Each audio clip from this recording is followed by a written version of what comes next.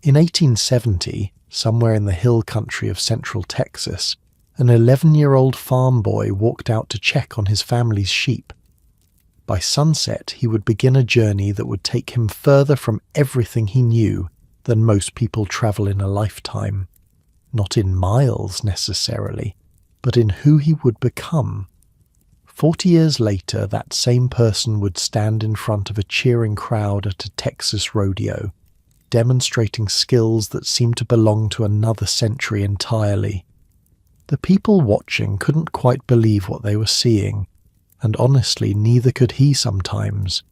His name was Herman Lehman, and his story is one of the most extraordinary tales of survival and transformation the American frontier ever produced. Tonight, we're going to walk through what life was actually like out there, on the edge of everything, where the rules you grew up with simply stopped applying. So if you're settling in for the night and these stories help you drift off, consider subscribing. I'm always curious where everyone's listening from.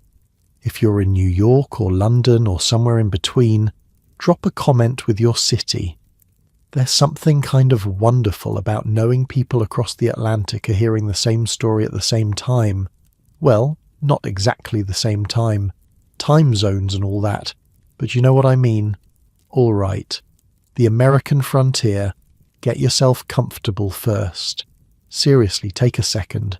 Adjust your pillows if you need to. Pull your blanket up a little. Because we're going somewhere fascinating tonight, and you're going to want to be settled in. Picture Central Texas in 1870. It's May. The air is warm but not yet brutal. The kind of warmth that makes you drowsy in the afternoon if you sit still too long. The Lehman family has a small farm out near Mason, about 100 miles northwest of San Antonio. If you've never been to that part of Texas, imagine rolling hills dotted with oak trees, limestone outcroppings, and grass that goes golden in the summer. Pretty country, actually. The kind of place where you can see for miles. Herman was the third of 8 children. His father had passed when he was young, and his mother Augusta had remarried a man named Philip Buchmeyer. They weren't wealthy, but they had land, livestock, and each other. A solid frontier family doing what frontier families did, working hard, hoping for rain, keeping an eye on the horizon. And that last part was important, because this was Comanche territory. Now, here's something you might not know.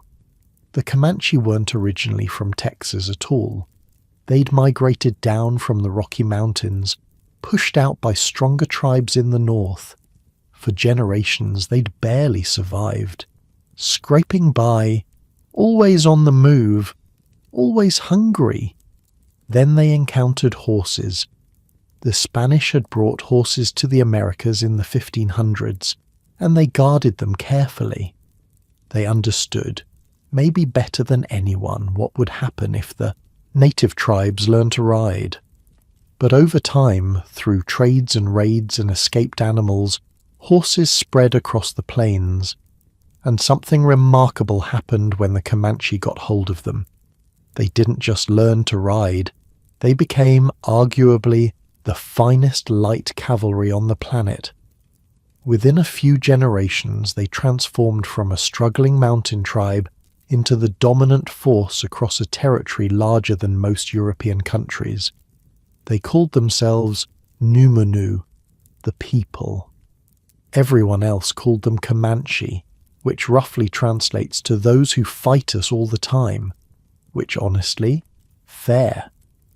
The point is, in 1870, the hill country where Herman Lehman lived was right on the edge of Comanche territory, and the Comanche had been raiding settlements in Texas for decades, sometimes for horses, sometimes for supplies, sometimes for captives, especially children.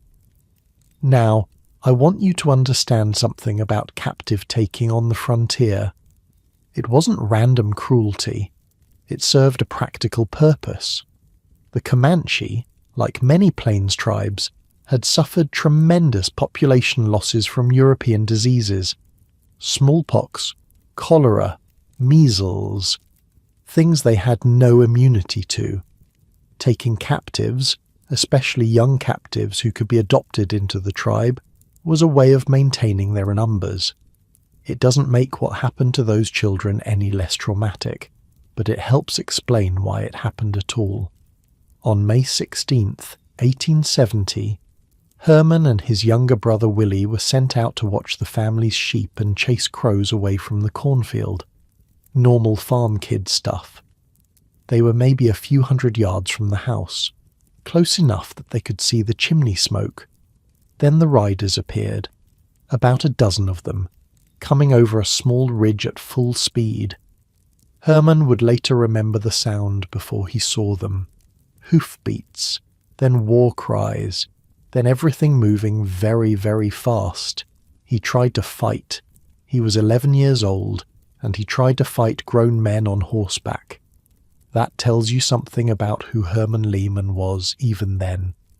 One of the warriors, a man named Carnavist, struck him over the head with a pistol. When Herman's vision cleared, he was already tied to a horse, and his home was disappearing behind him. His brother Willie fell off a horse during the initial escape and somehow found his way back home. When they asked him where Herman was, all Willie could say was, "Herman has gone on, Mama. They took him on." He had no idea how right he was. The first days were, frankly, awful. Herman was badly sunburned, dehydrated, half-starved, and terrified. The raiding party moved constantly, travelling mostly at night to avoid pursuit. They crossed terrain that seemed to go on forever. Flat. Empty. The kind of landscape where you can watch someone approaching for an hour before they reach you. At one point, Carnavist killed a calf they encountered, cut it open, and forced Herman's head into the still warm stomach cavity, made him drink the curdled milk from inside. Herman vomited. Carnavist beat him and made him eat what he'd thrown up.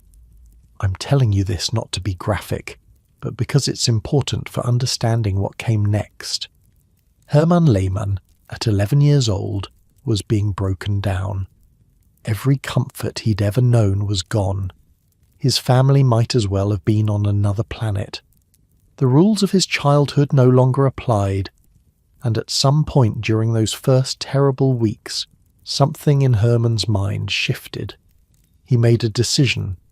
If they wanted him to be Comanche, then by God he would become Comanche.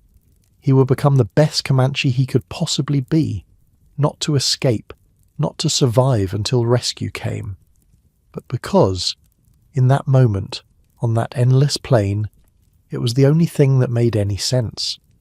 Now, this might seem strange to us, aligning yourself with your captors. But here's the thing about the human mind, especially a young human mind. It's remarkably adaptable, and when your old reality is completely destroyed, sometimes the only option is to build a new one.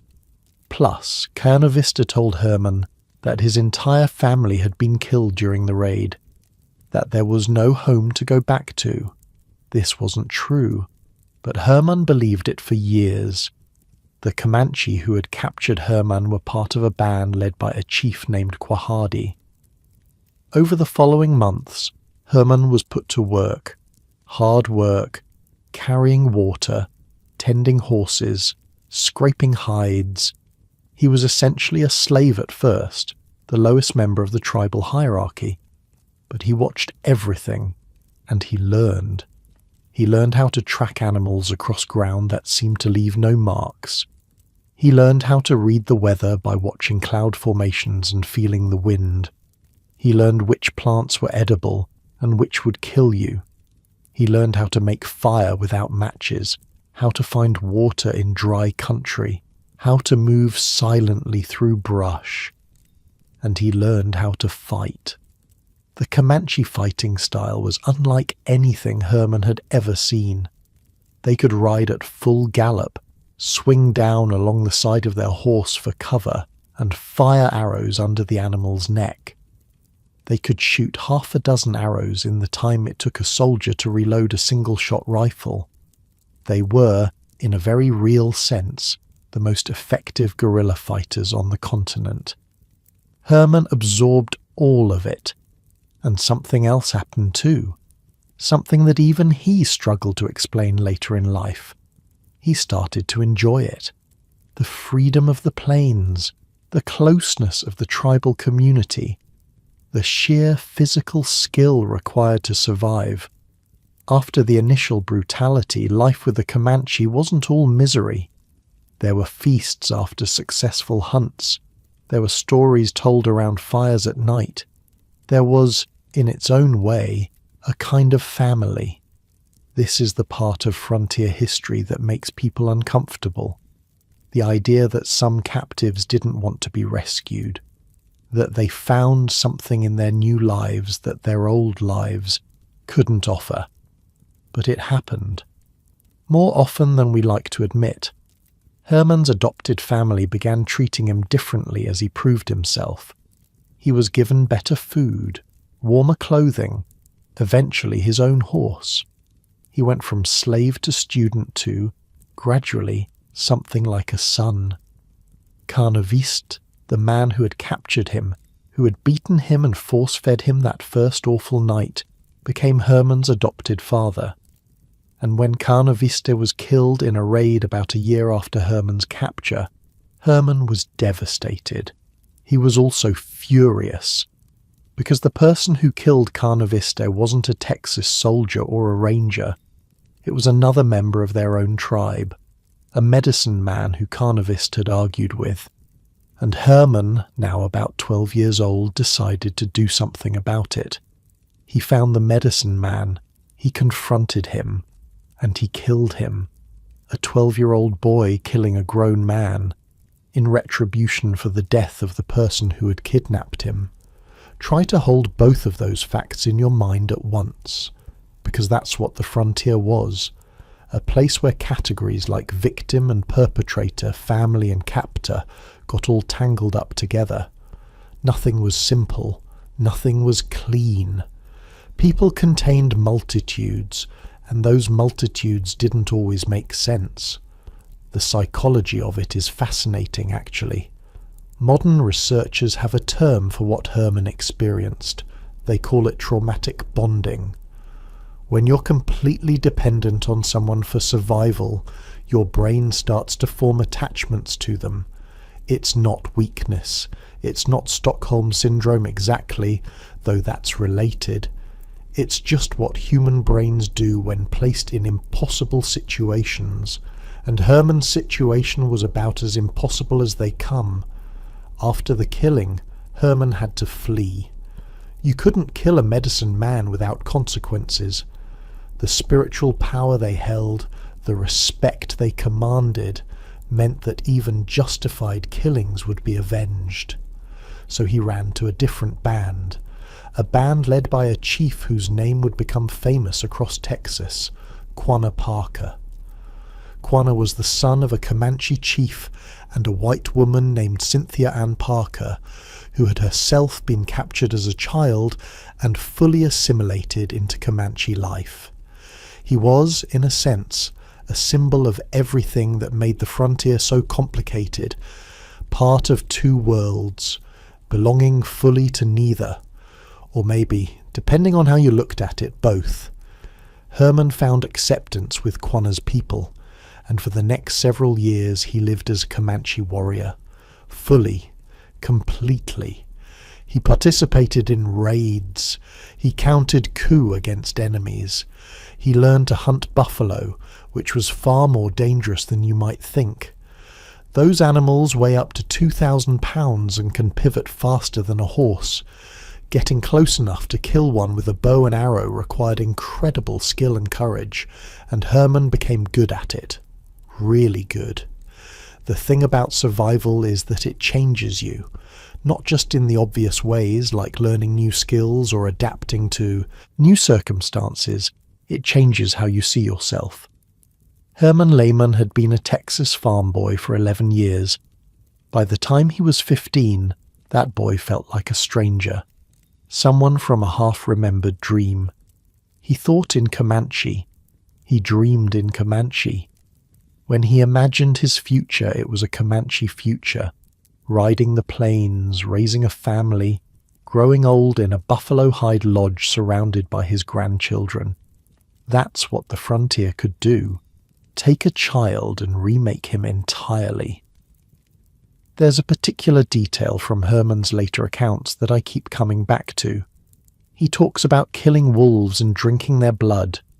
The Comanche believed this would transfer the wolf's qualities to you: speed, endurance, cunning.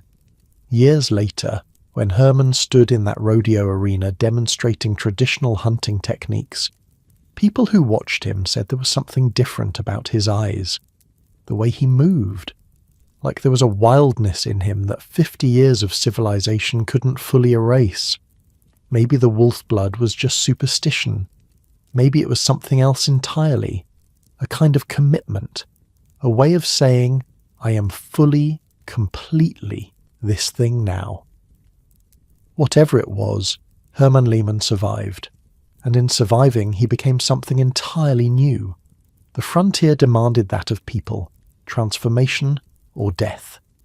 Often there was no middle ground, and this was just one story, one boy.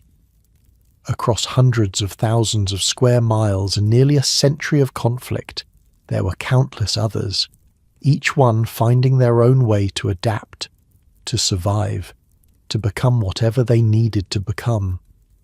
The sun is setting now over the Texas hill country in our story. The first stars are appearing one by one in a sky that seems impossibly vast.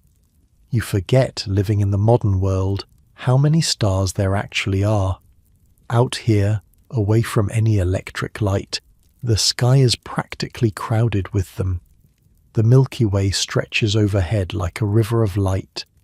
Somewhere out on the plains, a 15-year-old Herman Lehmann is riding back toward camp after a successful hunt. His horse is tired. He's tired too, that pleasant kind of exhausted you get after hard physical work. The smell of sage and dry grass fills the air. There's a cooling breeze coming down from the northwest, carrying the first hint that summer won't last forever. Behind him, the hills are going purple in the fading light. Ahead, he can see the faint glow of campfires. His people, his home now. He doesn't think about Texas farms anymore. Doesn't think about his mother or his siblings, who he believes are dead anyway. When he sleeps tonight, rolled in buffalo robes beside a dying fire, he'll dream in Comanche, of horses and hunts and the endless grasslands that have become his entire world. The frontier was hard on everyone who ventured into it. But here's the strange thing. It was also, in its way, beautiful. The sunsets that painted the whole sky orange and red, the silence of the prairie at night, broken only by coyote calls and the whisper of wind through grass, the closeness of communities that depended on each other absolutely. Tonight there will be meat. The camp will smell of roasting buffalo, the fat crackling and dripping into the fire. Stories will be told. Children will fall asleep listening to their elders. Somewhere, someone will be singing the old songs. Tomorrow brings whatever tomorrow brings. But for right now, in this moment, Herman Lehmann is alive. He belongs somewhere. He has purpose. And on the frontier, that was everything. The stars continue their slow wheel overhead. The campfires burn low, and across thousands of miles of wild country, countless other survival stories are unfolding, each one unique, each one demanding everything from the people living it. We'll get to more of them, but for now, let's stay here a little longer, in this quiet moment, under these endless stars, where even the most brutal chapter of frontier life could contain, somehow, moments of peace. Herman wasn't the only one learning hard lessons out there on the frontier. All across the American West, people were figuring out day by day what it actually took to stay alive. And some of those lessons were absolutely wild. Take Kit Carson. You've probably heard the name. By 1846, Carson was already famous. Mountain man, guide, the kind of person they wrote newspaper articles about back east. But in December of that year, out in the Southern California desert, Kit Carson found himself in a situation that would have killed just about anyone else. Here's what happened. Carson was with a group of American soldiers and Marines, about 150 of them, who just fought a nasty battle against Mexican cavalry near San Diego. The Americans had won, technically, but they'd taken heavy losses, 18 dead, dozens more wounded so badly they couldn't walk, and now they were trapped. The Mexican forces had surrounded them on a small rocky hill. No way out, almost no water, food running low. The injured men were starting to show signs of infection because, well, this was 1846 and antibiotics wouldn't exist for another century. Someone had to go for help. Someone had to sneak through the Mexican lines, travel 30 miles through hostile desert, and reach the American-held port at San Diego. Carson volunteered, along with a young Navy lieutenant named Edward Beale and a Diegueño native guide named Camuca. They waited until nightfall. Then they started crawling. I want you to picture this. 3 men, flat on their bellies in the dark, inching across rocky desert ground. They couldn't bring their metal canteens because the sloshing would make too much noise, so they took one long drink of water and left all their supplies behind. Then Carson and Beale discovered their boots were too loud on the rocks, so they took them off, tucked them into their belts, and kept crawling barefoot. They crawled, right past Mexican sentries. At one point, a soldier on horseback stopped maybe 15 feet from where Carson lay frozen against the ground. The soldier lit a cigarette, sat there smoking it, enjoying the quiet night, just taking his time. Carson pressed his ear to the dirt and lay absolutely still, and that's when he heard something strange. A rhythmic thumping, coming from nearby. It was Lieutenant Beale's heartbeat. The young officer was so terrified that Carson could actually hear his heart pounding through the ground. Beale whispered that they should jump up and fight. Carson just told him to stay down. They'd been in worse spots before. The Mexican soldier finished his cigarette and rode off. Carson and his companions kept moving. Somewhere in all that crawling, their boots came loose from their belts and disappeared into the darkness. No time to go back and look. So now they were facing a 30-mile trek through cactus country. Barefoot.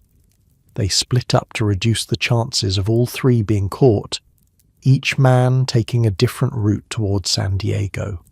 Carson, being Carson, took the longest and most dangerous path. He walked through the night. He walked through the next day. He walked through another night, stepping on prickly pear cactus, stepping on rocks, stepping on God knows what else in the darkness. When he finally staggered into the American camp outside San Diego, his feet were so destroyed he could barely stand. It took him over a week to walk normally again. In his memoirs, Carson wrote about the whole thing in maybe 2 sentences. Said they finally got through, but had the misfortune of losing their shoes. Had to travel over country covered with prickly pear and rocks barefoot. The misfortune of losing their shoes. That's how Kit Carson described one of the most grueling survival treks in American military history.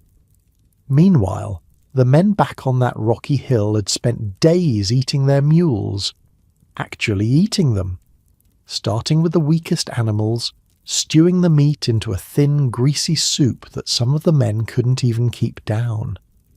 They dug holes in the sandy ground to find any moisture that might have soaked in from recent rain, squeezed the wet soil through cloth to get drops of muddy water, and then, just when they were about to attempt a desperate march towards San Diego on their own, relief forces arrived. Carson had made it. All three of them had made it, actually, though Beale and Kamuka were in such bad shape they had to be carried onto a ship in San Diego harbor. The hill where those soldiers had survived became a local landmark. People started calling it Mule Hill, for obvious reasons. Now, here's the thing. While Carson was crawling barefoot through the California desert that December, something even worse was happening about 500 miles to the north, in the Sierra Nevada mountains, where a group of settlers had made a catastrophic mistake and were about to pay for it in ways that still make people shudder 170 years later. You know the name? The Donner Party. 87 people had left Missouri that spring headed for California. Families mostly. Men, women and children looking for a new life out west. More than half of them were kids. The youngest was just a few months old. They were running late. It happens on the trail. Broken wagons, sick animals, rivers that take longer to cross than you planned. By the time they reached the Sierra Nevada mountains, it was already October. Late October. Winter was coming, and the passes would soon be snowed shut. Then they made the decision that would doom them. A man named Lansford Hastings had published a book claiming there was a shortcut through the Utah desert. It would save them weeks, he said, get them to California before the snow flew. The shortcut was a lie. Hastings had never actually travelled the route himself. He'd just looked at a map and assumed it would work. It didn't. The so-called shortcut added nearly a month to their journey. By the time they reached the eastern base of the Sierras, it was early November, and then the snow came. Not a little snow, not a normal snowfall. 20 feet of snow, maybe more. Drifts so deep you couldn't see the first floor windows of the cabins they built. If you go to the site today, you can see old trees with their trunks cut off 20 feet in the air. That's where the Donner Party cut them down, because that's where the snow level was. Only 2 or 3 feet of trunk sticking up above the white. They were trapped, all 87 of them, for months. At first they thought rescue would come. Someone would notice they hadn't arrived. Someone would send help. They rationed their food carefully, made plans, tried to stay positive, but the snow kept falling, and the weeks kept passing, and nobody came. The food ran out fast. They killed and ate their livestock. Then they boiled the hides, cut strips of oxhide and boiled them until they got a thin, flavourless goo. They'd line the children up and put a spoonful in each mouth. Try not to watch the kids gag. When the hides ran out, they ate bark, ate twigs, ate their shoes, ate anything that might have calories, and then they started dying. The men went first, mostly. Their bodies burned through calories faster, doing the heavy work of cutting wood and trying to dig paths through the snow. One by one, they weakened, stopped getting up, stopped breathing. And then the survivors faced the choice that would haunt them forever. They started eating the dead. This is the part of the story that made them famous, the part that still gives people nightmares. But here's something most people don't know. The survivors didn't start eating each other casually. They held out as long as they possibly could. Some of them died rather than resort to cannibalism. The ones who did eat human flesh, most of them did it to keep their children alive. They marked the bodies carefully so no one would accidentally eat their own family members. There's something almost noble about that in a horrible way. Rules, even at the end of everything. lines they still wouldn't cross, most of them anyway. Then there was Louis Kieseberg.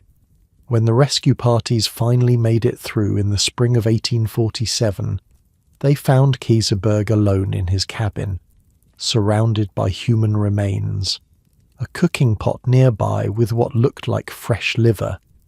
They asked him what happened to the others. He said they'd all died. When they asked about Mrs. Donner specifically, he said she'd gotten lost in the snow one night and died. He'd made her a cup of coffee and put her to bed, but she was dead by morning. Then they asked about the contents of his cooking pot.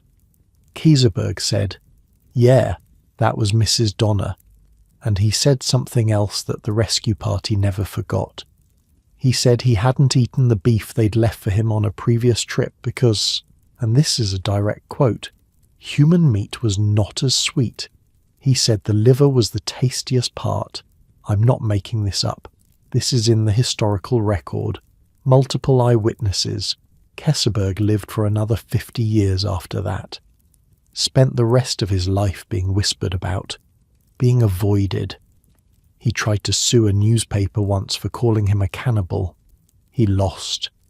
The site where all this happened is a California state park now. There's a monument, a museum. They changed the name of the lake from Truckee Lake to Donner Lake, as if the name itself needed to carry the weight of what happened there. 41 of the 87 people died. More than half of the dead were men. The women and children survived at higher rates, maybe because the men did more physical labor and burned through their calories faster, or maybe because the women were more willing to do what had to be done to keep their children alive. Nobody really knows. But here's what gets me about the Donner Party. They weren't weak people. They weren't stupid people. They were ordinary families who made one bad decision based on bad information, trusted the wrong book, took the wrong shortcut, and the wilderness showed them exactly how unforgiving it could be. The frontier didn't care about your intentions, didn't care how hard you'd worked or how much you deserved to make it. It just was indifferent, enormous, waiting to kill you if you made a mistake. But enough about death. Let's go back to Herman. He was becoming something of a legend himself, at least within his adopted tribe. By his late teens, he'd participated in dozens of raids, counted coup against enemies, earned a reputation as someone who didn't scare easily. The thing about Comanche survival wasn't just about individual toughness. It was about knowing when to rely on others, when to trust people you might not normally trust, when to accept help from unexpected places. A raid wasn't a bunch of individuals doing their own thing. It was a coordinated operation. Scouts went ahead. Flankers protected the sides. Everyone knew their role. And when things went wrong, which they did plenty, the group stuck together. Herman learned this on his first real raid into Mexican territory. They were after horses mostly. The Comanche always needed horses. A warrior's wealth was measured in how many he owned. A young man looking to marry needed horses to offer as gifts to his bride's family. So they rode south, past the Rio Grande, into country where the ranches were spread out and vulnerable. They travelled mostly at night, using the stars to navigate. During the day they rested in arroyos and dry creek beds, staying out of sight. Herman was nervous, though he tried not to show it. This wasn't practice anymore. This was real. People could die out here. The raid itself went fine. They hit a ranch just before dawn, got the horses, started driving them back north. The sun was just coming up when they spotted the dust cloud behind them. Mexican patrol. Way more men than they'd expected. Maybe 30 riders moving fast.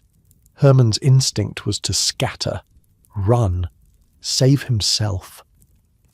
But the older warriors closed ranks, formed a moving defensive line, kept the horse herd moving while fighting off the patrol.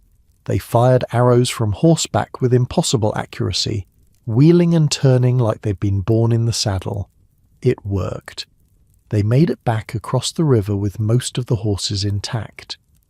One of the younger warriors took an arrow through his shoulder, but he was laughing about it by the time they made camp that night.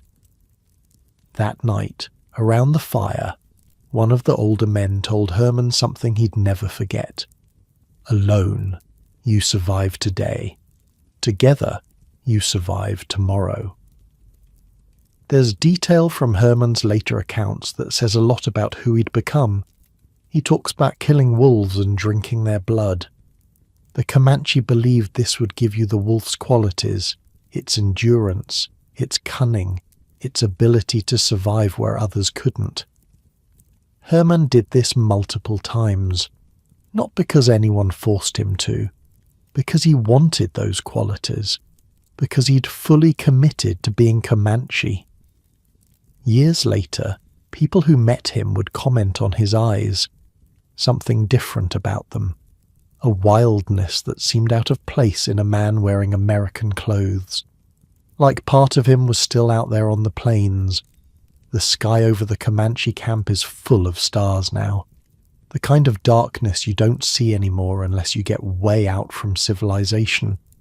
No light pollution, no glow on the horizon, just the moon and the stars and the endless sky. Herman is sleeping in a buffalo hide lodge with the flaps partially open to let in the breeze. The sounds of the camp are winding down, dogs settling, children's voices fading. Somewhere, an old woman is singing softly to herself. The lodge smells like wood smoke and tanned leather. A familiar smell now, comforting even. The buffalo robes he's wrapped in are soft and warm, worn smooth by years of use. Tomorrow there might be another raid, another hunt, another challenge to survive. But tonight, there's just this. Warmth and darkness and the slow rhythm of breathing. The crackle of a dying fire somewhere nearby. The distant hoot of an owl. The Comanche had a saying, "Every day above ground is a gift from the spirits." Herman understood that now. When you've seen what the world can do to a person, just being alive starts to feel like a miracle. Sleep comes easy out here when you're tired enough. And Herman Lehmann is very, very tired. His eyes close, his breathing slows, and the stars wheel overhead, the same stars that humans have been sleeping under since the beginning of time. Not everyone who survived the frontier did it by running.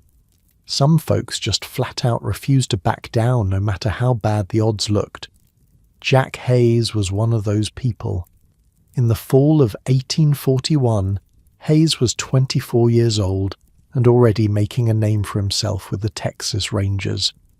He'd come down from Tennessee a few years earlier, missed the Texas Revolution by just a little bit, and spent the time since then doing what Rangers did.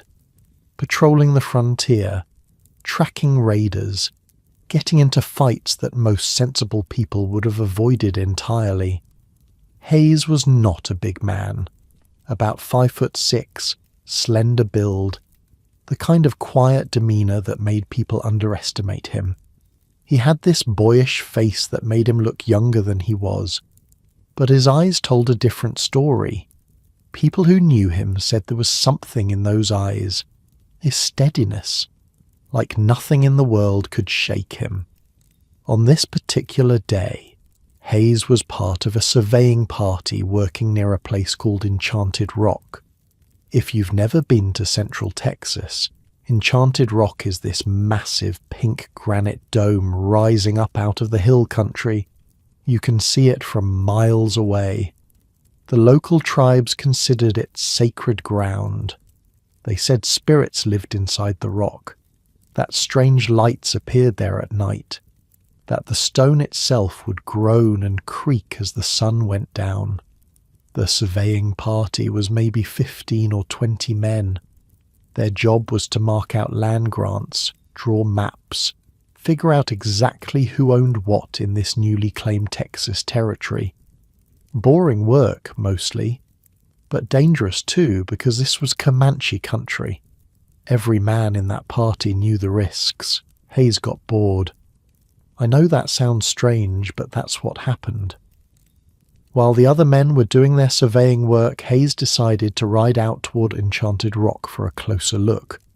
By himself, in the middle of Comanche territory. Look, I'm not saying this was smart, it wasn't. But Hayes had been doing this kind of thing for years and getting away with it. Maybe he'd started to believe his own reputation. Maybe he was just curious. Either way, he rode off alone toward that big pink rock. He was almost at the base of it when the war cries started. 30 Comanche warriors, maybe more, coming at him from the surrounding hills. They'd been watching the surveying party for days, waiting for exactly this kind of opportunity. One man, alone, far from help. Hayes had about 3 seconds to make a decision. He could try to outrun them back to the main party, but his horse was tired and theirs weren't. He could try to fight them on open ground, but that was 30 against 1, which even for Jack Hayes seemed like pushing it. So he did the only thing that made sense. He rode straight for Enchanted Rock, jumped off his horse, and started scrambling up the face of the granite dome. The Comanche were right behind him, arrows and musket balls cracking off the rock around him, war cries echoing off the stone. Hayes made it maybe 100 feet up before he found what he was looking for. A crack in the granite, a crevice just big enough to squeeze into and use as cover. He wedged himself in there with his back against the stone and his rifle pointed outward. Now, here's where Hayes's reputation for cool under pressure really showed.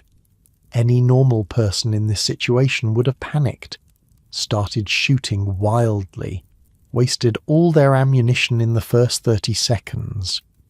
But Hayes didn't fire a single shot at first. He waited. The Comanche, seeing their prey cornered, decided to be patient too. They spread out around the base of the rock and took up positions, started firing at him from different angles, trying to find a way to get at him without exposing themselves too much.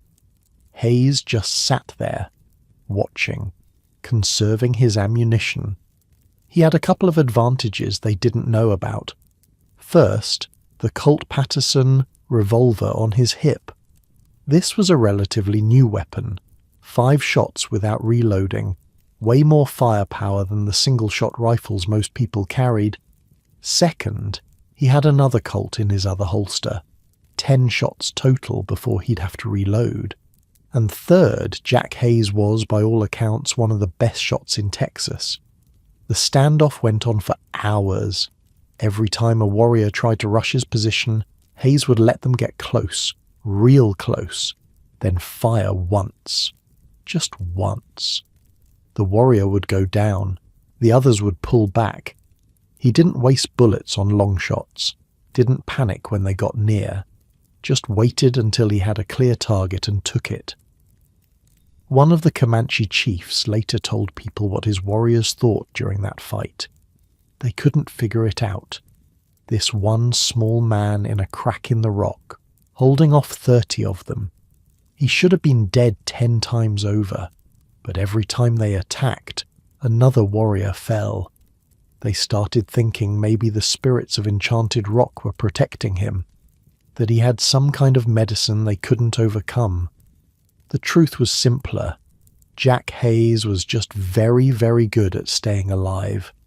Finally, after what must have felt like forever, Hayes heard something beautiful. Gunfire from the direction of the surveying party. His companions had heard the fight and were coming to help.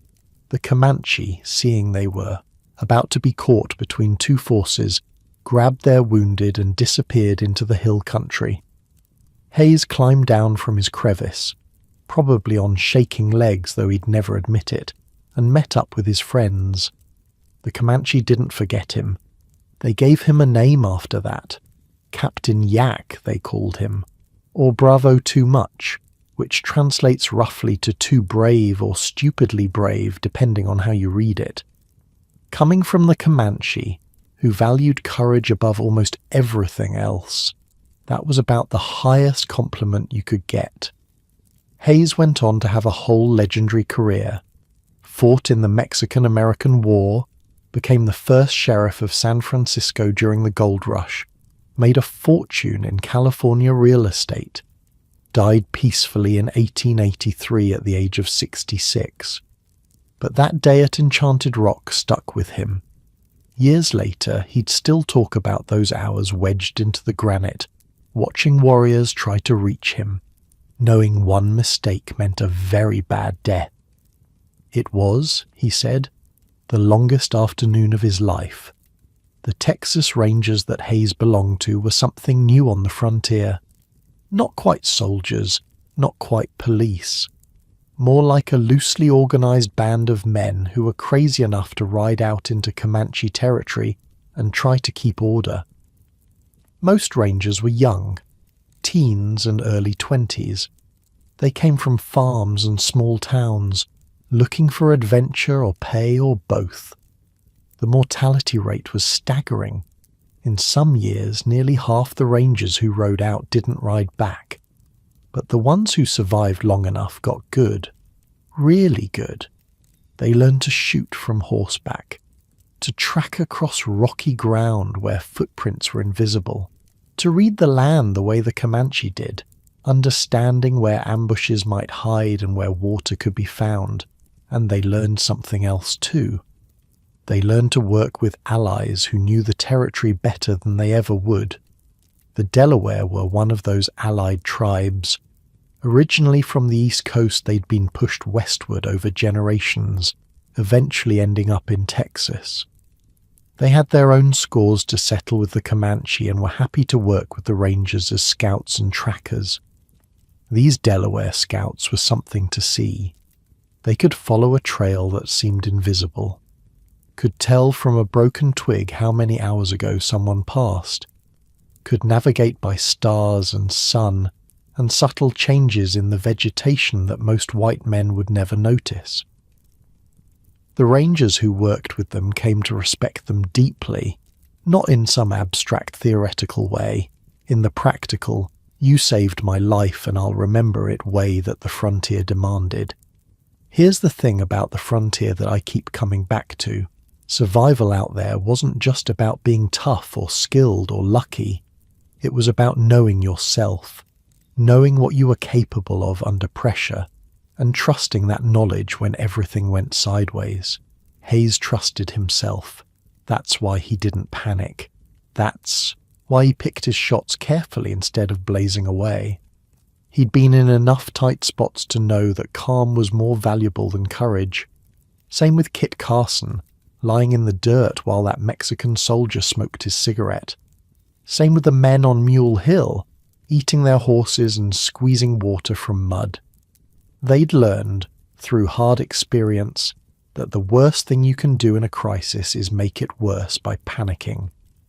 Herman Lehman learned this too, not all at once, but gradually, over years of living with the Comanche.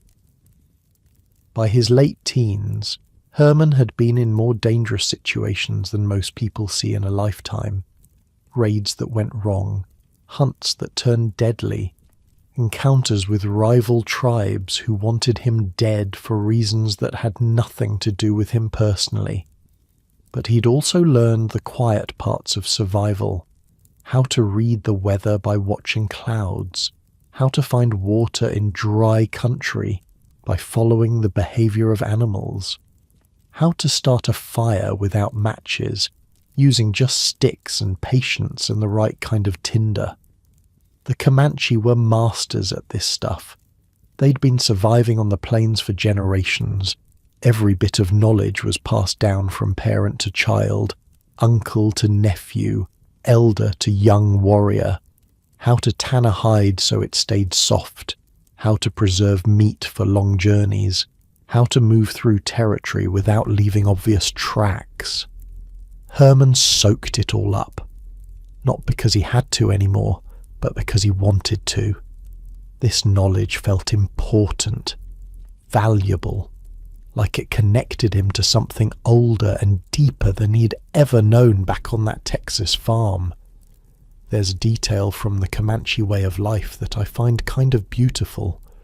When a boy came of age, he would go out alone into the wilderness for days.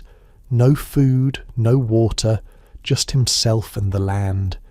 He would wait for a vision, a message from the spirit world about who he was supposed to become. This wasn't some casual thing. It was deadly serious. Young men sometimes died out there from exposure or dehydration or just plain bad luck. The elders would point a boy toward a sacred place, usually a high point with a view of the surrounding country, and send him off alone, and then they would wait. Herman did this too, climbed to a high place, sat down, and waited. The first day wasn't so bad. Hunger was manageable. Thirst was a nuisance, but nothing more.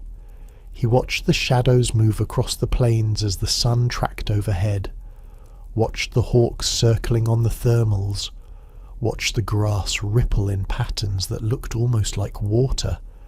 The second day was harder. His lips cracked. His throat felt like sandpaper. Hunger had become a dull ache that never went away. But he stayed. The elders had told him that the vision wouldn't come until he was empty, until all the distractions of the body had faded into background noise.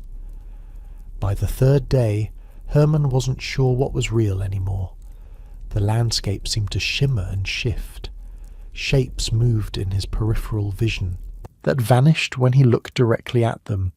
His heartbeat sounded impossibly loud in his own ears, and then, somewhere between sleeping and waking, the vision finally came. A wolf, running free across the plains, tireless, unafraid, answering to no one. It looked at him with eyes that seemed to hold centuries of knowledge, and then it was gone. Herman came back from that experience different, more sure of himself. The last traces of the scared 11-year-old farm boy had finally disappeared. In his place was someone new, someone who belonged to this land in a way that most white men never would. The older warriors treated him differently after that. He wasn't a captive anymore, not really. He wasn't even an adopted son. He was just one of them, a Comanche warrior with his own medicine, his own vision, his own place in the tribe. The night sky over Texas is something else. Miles from any electric light, you can see the Milky Way stretching from one horizon to the other. Stars so thick they seem to overlap. The occasional streak of a meteor burning up in the atmosphere.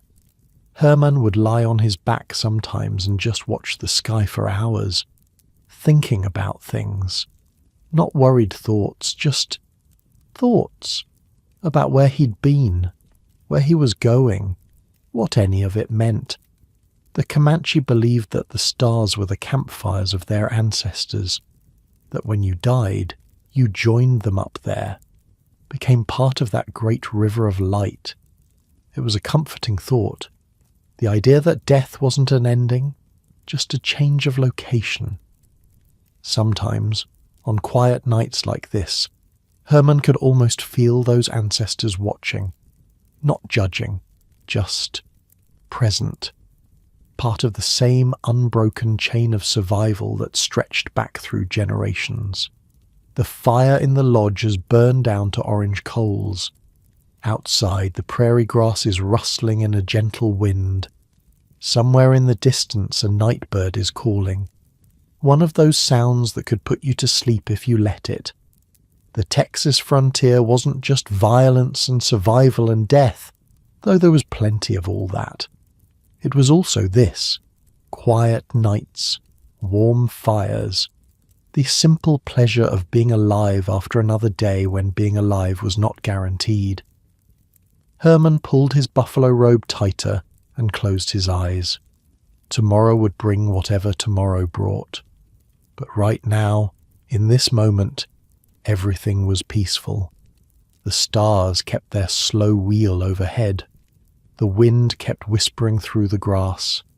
And all across the frontier, in 1,000 different camps and cabins and forts, other people were falling asleep too, each one with their own story, their own struggles, their own small victories against the vast indifference of the wild.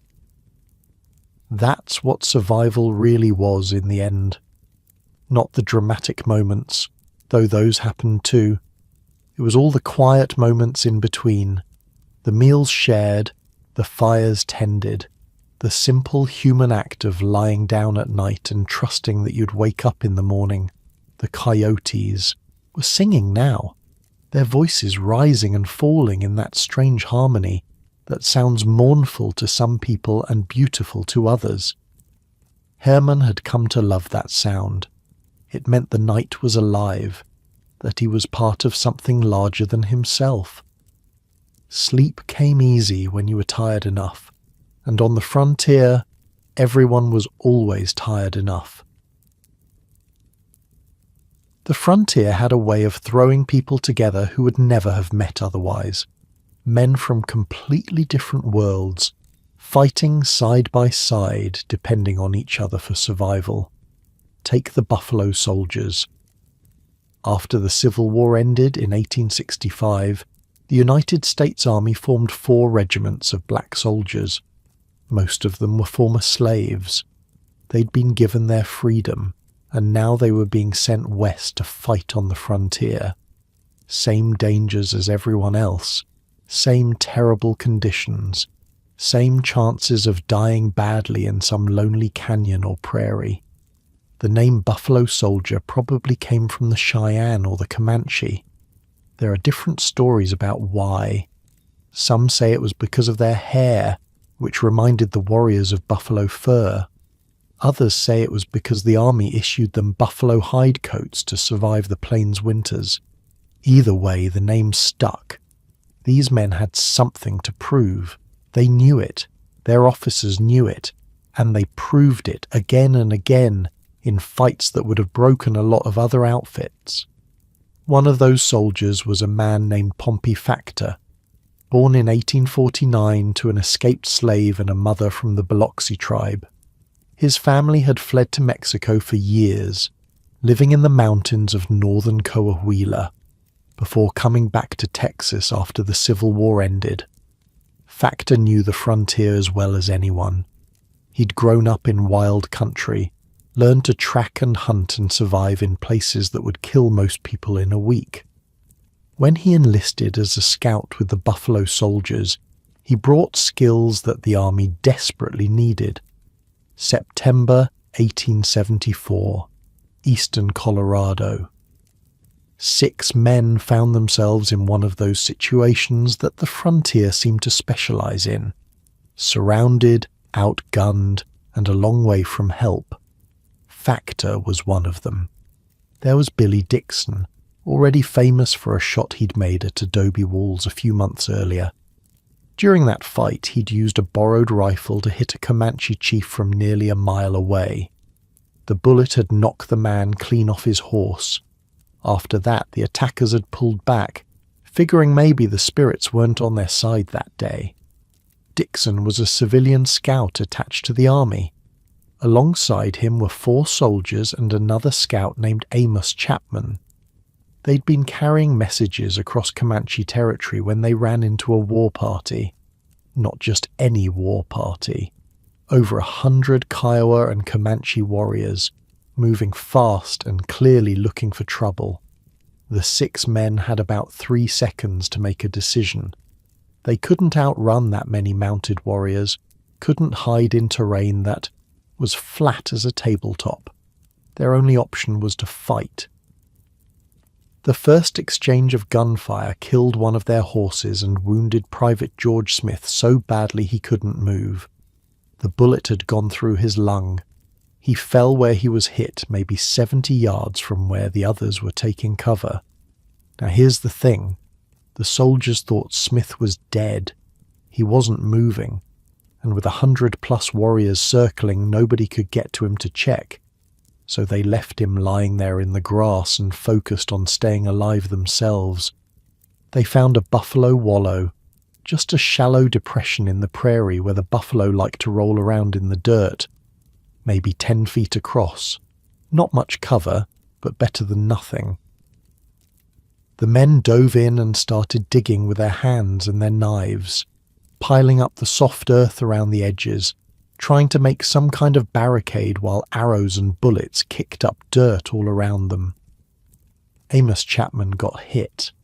A bullet shattered his leg below the knee.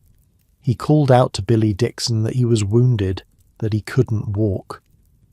Dixon made a decision right then that probably should have gotten him killed. He ran out of that wallow, across 70 yards of open ground with 100 warriors watching, picked Chapman up and carried him back. Chapman was a bigger man than Dixon, heavy, dead weight. Dixon got him to the wallow anyway. Then someone realized that Private Smith, lying out there in the grass, was still alive. They could see him moving slightly, just barely, but moving. Private Peter Rath volunteered to go get him. Same deal as Dixon. Open ground, no cover, warriors everywhere. Rath ran out, confirmed Smith was breathing, and together with Dixon dragged the wounded man back to the wallow. Smith was in bad shape. That bullet through his lung was killing him slowly. But at least he wasn't dying alone out there in the grass. For the next several hours, those 6 men held off over 100 attackers. The Kiowa and Comanche would charge in waves, and the soldiers would drive them back with disciplined rifle fire. They weren't spraying bullets everywhere. They were picking their shots, making every round count because they knew they might run out of ammunition before the enemy ran out of patience. Then the weather changed. A cold front came through, dropping the temperature and bringing a hard rain. The buffalo wallow, which had been their salvation, started filling with water. 2 inches of brown, muddy water mixing with blood from the wounded men. The cold was brutal. These men had no coats, no blankets, nothing but their thin shirts and the clothes on their backs. They spent that night huddled in the mud, in the rain, shivering uncontrollably, with enemies surrounding them and their friends slowly dying. Chapman's shattered leg was starting to turn bad. Even in the dim light they could see it swelling. He didn't complain though, just sat there in the mud and water, teeth chattering, trying to stay conscious. At one point during the night, one of the men asked Chapman if he thought they'd make it out. Chapman said something that stuck with the others for the rest of their lives. He said he'd been in worse spots than this, which was probably a lie, but a useful one. Private Smith didn't make it. He passed some time during the night still in that wallow, surrounded by men who'd risk their lives to bring him in. His last words were asking about his mother. They buried him right there in the mud before the sun came up, marked the grave as best they could, knowing they might never be able to find it again. At dawn, Billy Dixon crawled out of the wallow and started walking. Someone had to get help, and he was the only one in good enough shape to try. He made it about half a mile before he ran into an army supply column that had been looking for them. When the relief force reached the wallow, they found the survivors in rough shape.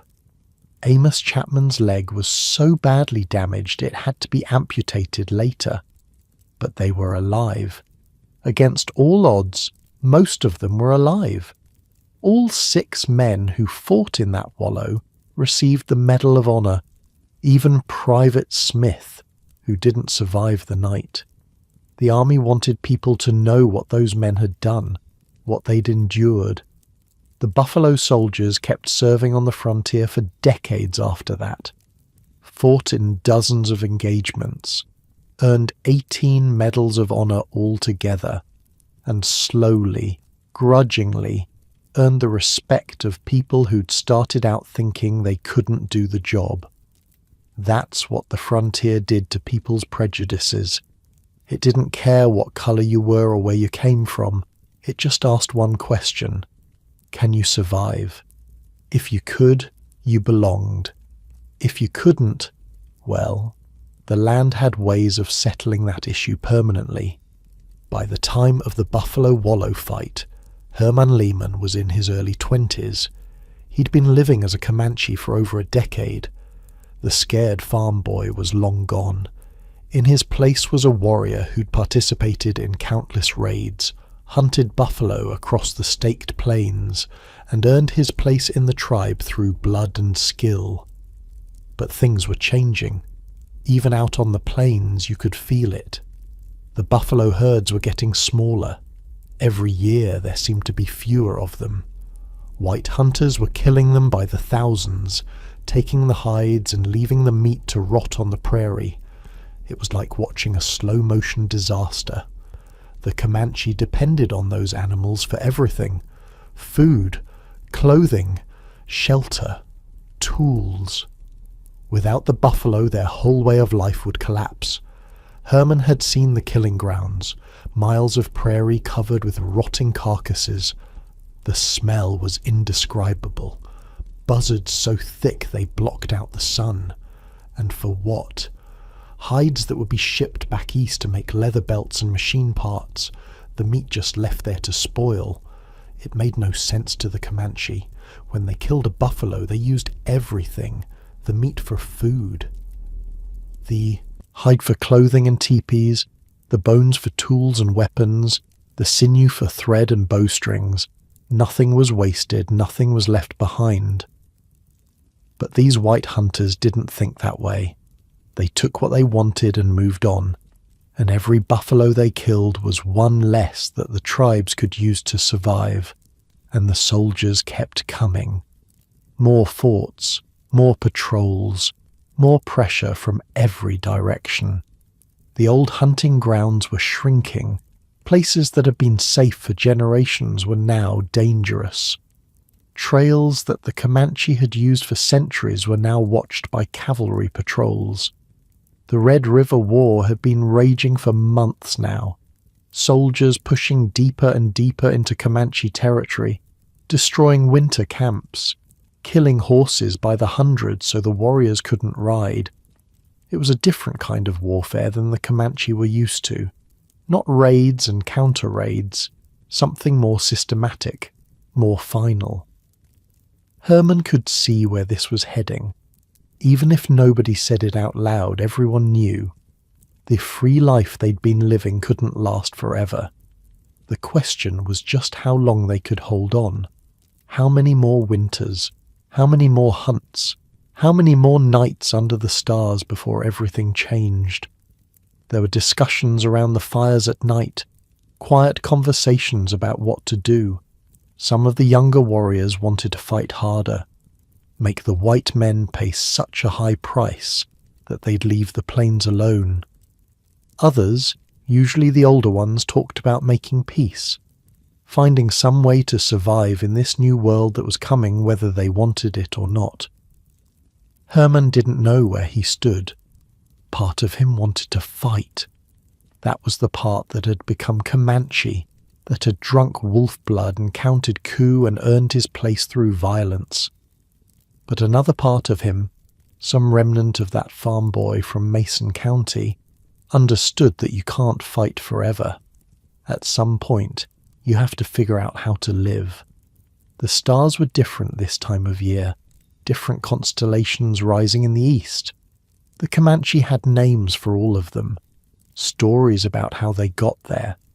Herman knew those stories now as well as any story from his childhood, maybe better. He'd tried to remember things from before sometimes, his mother's face, the layout of the farmhouse, the names of his siblings. But it was all fading, like a dream you try to hold on to after waking. The details just kept slipping away. Was that sad? He wasn't sure. It was just how things were. You became who you needed to become to survive. And the person he'd been before wasn't who he needed to be anymore. The fire crackled softly. Somewhere nearby, a horse shifted and snorted. The sounds of the camp settling in for the night. Familiar sounds, comfortable sounds. Whatever was coming, it wasn't here yet. Tonight, there was warmth and shelter, and the quiet company of people he'd come to love. Tomorrow would bring its own problems. That was something else the frontier taught. You. Don't borrow trouble from the future. You've got enough to deal with right now. The Comanche understood this better than most. They lived in the present in a way that most white people couldn't. Each day complete in itself. Each night a small victory against everything that wanted you dead. The wind had died down to almost nothing. The air was still and cool, carrying the smell of wood smoke and prairie grass. If you listened carefully, you could hear the creek that ran nearby, water moving over stones in that endless soft murmur. Frogs were singing somewhere in the darkness, that two-note call that sounds like a question being asked over and over. Herman pulled his blanket tighter and watched the fire burn down. The flames were hypnotic in their own way, always moving, always changing, but somehow always the same, like the prairie itself, like life on the frontier. You could look at the same grassland 100 times and see something different each time. The angle of the light, the direction of the wind, the particular shade of gold the grass turned in autumn. You could lose yourself in a fire like that. Let your thoughts drift wherever they wanted to go. Not worrying about the past or the future, just being present in this moment, in this place, with these people. The Comanche believed that fire was sacred, a gift from the spirits that made human life possible. Without it, the nights would be cold and dark and dangerous. With it, you could push back the darkness, create a circle of warmth and light in the middle of the vast empty prairie. Herman understood that now in a way he never would have as a child. Fire wasn't just useful, it was a kind of miracle. Every time you struck a spark and nursed it into flame, you were participating in something ancient and essential. The last of the flames flickered and went out, leaving only coals, orange and red and fading slowly to grey. The stars seemed brighter now, with no firelight competing with them. One by one, the sounds of the camp faded into silence. Dogs stopped barking. Children stopped murmuring in their sleep. Even the horses seemed to settle into a deeper rest. Just the wind and the creek and the endless sky. Herman closed his eyes and let himself drift. Tomorrow would come soon enough. But for now there was only this, warmth and darkness and the slow breathing of people he loved. The frontier asked hard questions of everyone who came to it, but it also offered something in return. Moments of perfect peace. Nights so quiet you could hear your own heartbeat. The knowledge that you were alive, truly alive, in a way that people in cities could never understand. That was worth something. Maybe it was worth everything. Sleep came like the tide coming in, slow and inevitable, carrying him away from the waking world into dreams he wouldn't remember. The stars kept their ancient watch. The creek kept singing its quiet song, and the prairie, vast and dark and patient, held all its secrets close. September 1868, eastern Colorado. The plains stretch out flat and golden under a late summer sky, and somewhere out there, a Cheyenne warrior named Roman Nose is about to ride into a fight he knows will kill him. Roman Nose was 45 years old. He'd been fighting white soldiers and settlers for decades, countless battles, countless raids, and in all that time, through all that violence, he'd never been seriously wounded. Not once. His people believed he was protected by powerful medicine, specifically by his war bonnet. This wasn't just any headdress. It had been made for him by a Lakota holy man named White Bull in a ceremony that took days to complete. The bonnet was unlike anything else on the plains, single buffalo horn rising from the center of the forehead, not the usual pair on the sides. A tail made from a strip of young buffalo hide so long it touched the ground, even when Roman Nose was mounted on horseback. 40 eagle feathers, alternating 4 red then 4 black, running down its entire length. The craftsmanship was extraordinary. The medicine was, by all accounts, even more so. White Bull had given Roman Nose specific instructions when he presented the bonnet. The headdress would protect him from the white man's bullets. He could ride into any battle, face any enemy, and the bullets would pass around him like water around a stone. But only if he followed certain rules. The most important one: he could never eat food that had been prepared with metal utensils. Iron was the white man's medicine. It would cancel out the protection of the bonnet. For 8 years, Roman Nose followed this rule without fail. At feasts, he would ask how the food was prepared. On raids, he would eat only what he knew was safe. 8 years of fighting, 8 years of bullets flying past him, around him, somehow never finding their mark. Warriors who rode beside him were cut down. He rode on. His reputation grew until he was one of the most feared names on the entire frontier. Then, on the night of September 16th, it all went wrong. Roman Nose was camped with a large war party of Cheyenne, Sioux, and Arapaho warriors. They'd spotted a small group of army scouts nearby. Easy pickings, they figured. Attack at dawn, wipe them out, take their horses and weapons. A Sioux woman was cooking for the camp that night. She served Roman Nose his meal, fry bread, freshly made. He ate it without thinking. It wasn't until after he'd finished that one of the other warriors noticed. The woman had used a metal fork to turn the bread while cooking. Roman Nose had eaten food touched by iron. You could argue it was just superstition. But here's the thing about belief. It doesn't matter if it's objectively true. What matters is whether you think it's true. And Roman Nose absolutely believed his medicine was now broken. He sat there for a long moment, processing what had happened. The ceremony to restore the war. Bonnet's power would take days, days he didn't have, because the attack was planned for morning. "I will die today," he told the warriors around him, "but I will go anyway."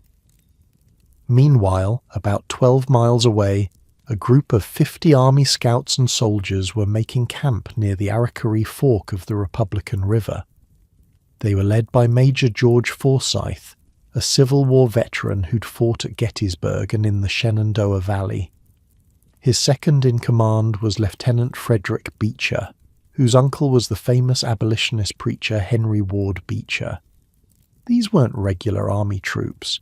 They were a special unit, hand-picked for frontier fighting, experienced men, good shots, armed with Spencer repeating rifles that could fire 7 rounds without reloading.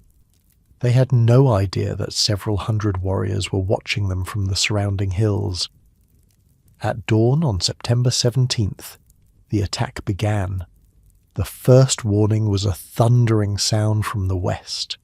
The scouts looked up to see their horses stampeding toward them, driven by mounted warriors. Then war cries from every direction, then arrows and bullets cutting through the morning air. Forsyth made a quick decision. There was a small sandbar island in the middle of the shallow river, maybe 10 feet by 10 feet.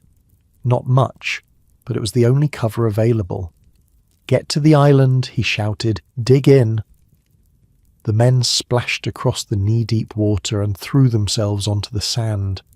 They started digging with their hands, their knives, anything they could find, piling up sand around the edges, trying to create some kind of defensive position, while bullets kicked up dirt all around them. The horses that hadn't stampeded were killed in the first few minutes. The men pulled the bodies into a rough circle, using them as barricades. Not ideal, but dead horses stop bullets better than sand. The attacks came in waves, warriors charging in on horseback, firing, then wheeling away. Each charge got a little closer. Each charge took a few more men down. Lieutenant Beecher took a bullet to the spine early in the fight. He was paralyzed from the waist down but kept shooting from where he lay. The surgeon, Dr. Moores, took a bullet to the head and died instantly. Major Forsyth himself was hit 3 times. Once in the right thigh, dangerously close to the femoral artery. Once in the left leg. Once in the head, a grazing wound that left him dizzy and bleeding. But they held. The Spencer repeaters made a difference. The warriors expected the old single-shot rifles, where you had to reload after every shot. That pause, that vulnerability, was when they'd learned to charge and overwhelm their enemies.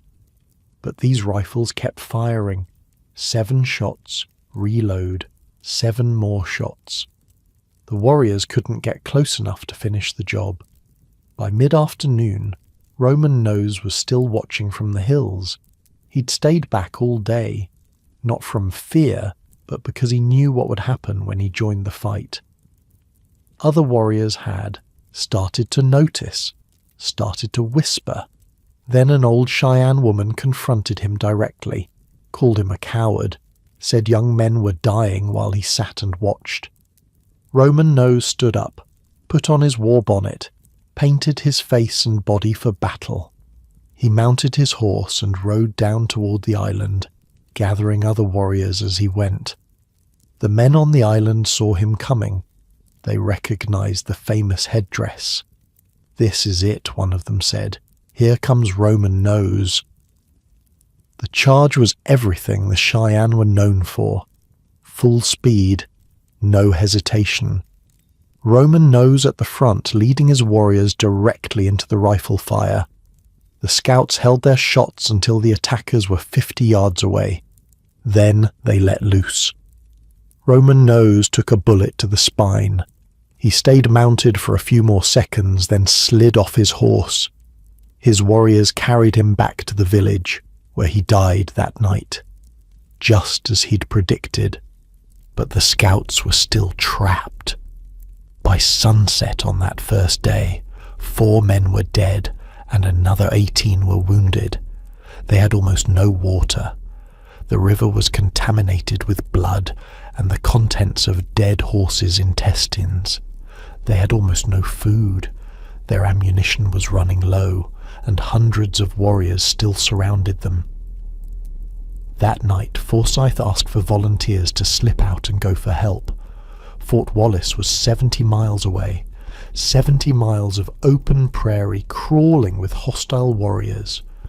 2 men volunteered, a 19-year-old scout named Jack Stillwell and an old French-Canadian trapper named Pierre Trudeau. They left after midnight, walking backward through the shallow water to confuse anyone tracking them. The second day was worse than the first. More attacks, more men wounded. The dead horses started to bloat and rot in the sun. The smell was indescribable. At some point that day, Lieutenant Beecher called out from where he lay paralyzed in the sand. Major Forsyth crawled over to him. "I have my death wound, General," Beecher said. "I am shot in the side and dying." "No, Beecher, no," Forsyth said. "Yes, good night." His last words, barely audible, were "my poor mother." He was 27 years old. The siege went on for 8 days. 8 days. Think about that for a second. 8 days trapped on a sandbar no bigger than a living room, surrounded by enemies who wanted you dead. 8 days with almost no food, almost no clean water, and wounds that were starting to go bad in the heat. The horse meat was their only food. At first it wasn't so terrible. Tough, but edible. By day 3 it had started to turn, green around the edges, a smell that made your eyes water. But they ate it anyway, because the alternative was starving. The water situation was worse. The river was shallow and slow-moving, and it was now contaminated with everything you'd expect when 50 horses die and rot in the summer sun. Blood, intestinal contents. The men dug holes in the sand, trying to filter some of the worst of it out. What they got was still foul, still made some of them sick. But they drank it anyway, because the alternative was dying of thirst. The wounded suffered most. Bullet wounds attract flies. Infection sets in fast in summer heat. Men lay in the sand, delirious with fever, calling out for water that wasn't fit to drink and food that was barely fit for dogs. Forsyth's leg wound became infected. The bullet was lodged near his femoral artery, and no one had the surgical skill to remove it safely. So Forsyth did it himself, with a razor, without anesthesia. He bit down on a stick, cut into his own flesh, and dug the bullet out while his men watched. He survived. Somehow. On day 3, Forsyth sent out 2 more runners, John Donovan and Alison Pilley. More volunteers walking into the unknown, knowing capture meant torture and death. By day 6, most of the men had given up hope. The runners were probably dead. No help was coming. They'd die here, on this stinking sandbar, and the coyotes would scatter their bones. Then, on September 25th, 8 days after the first attack, the survivors heard hoofbeats. They grabbed their rifles, ready for one last fight.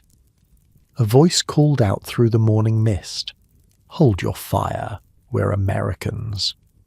It was the 10th Cavalry, Buffalo Soldiers, led by Lieutenant Colonel Louis Carpenter.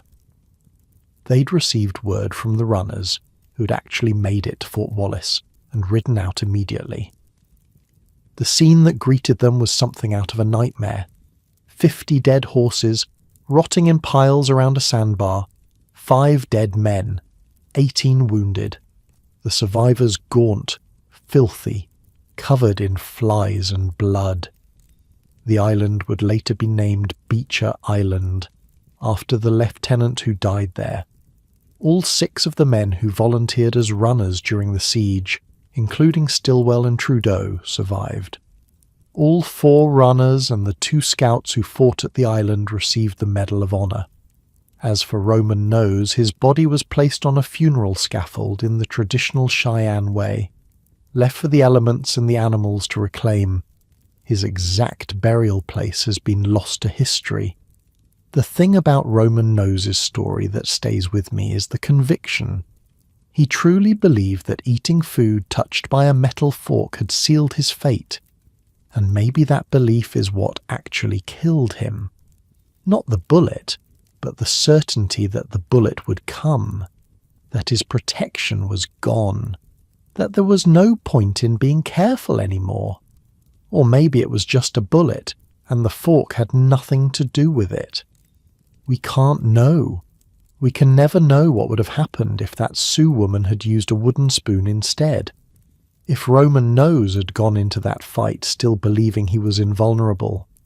But here's what I do know. Belief is powerful. What we think is true shapes what we do, and what we do shapes what happens to us. Roman Nose believed he would die, and he charged straight into enemy fire. Would a man who believed he was protected have done the same thing? Questions without answers. The frontier was full of them. Back in Texas, the news of Beecher Island spread quickly.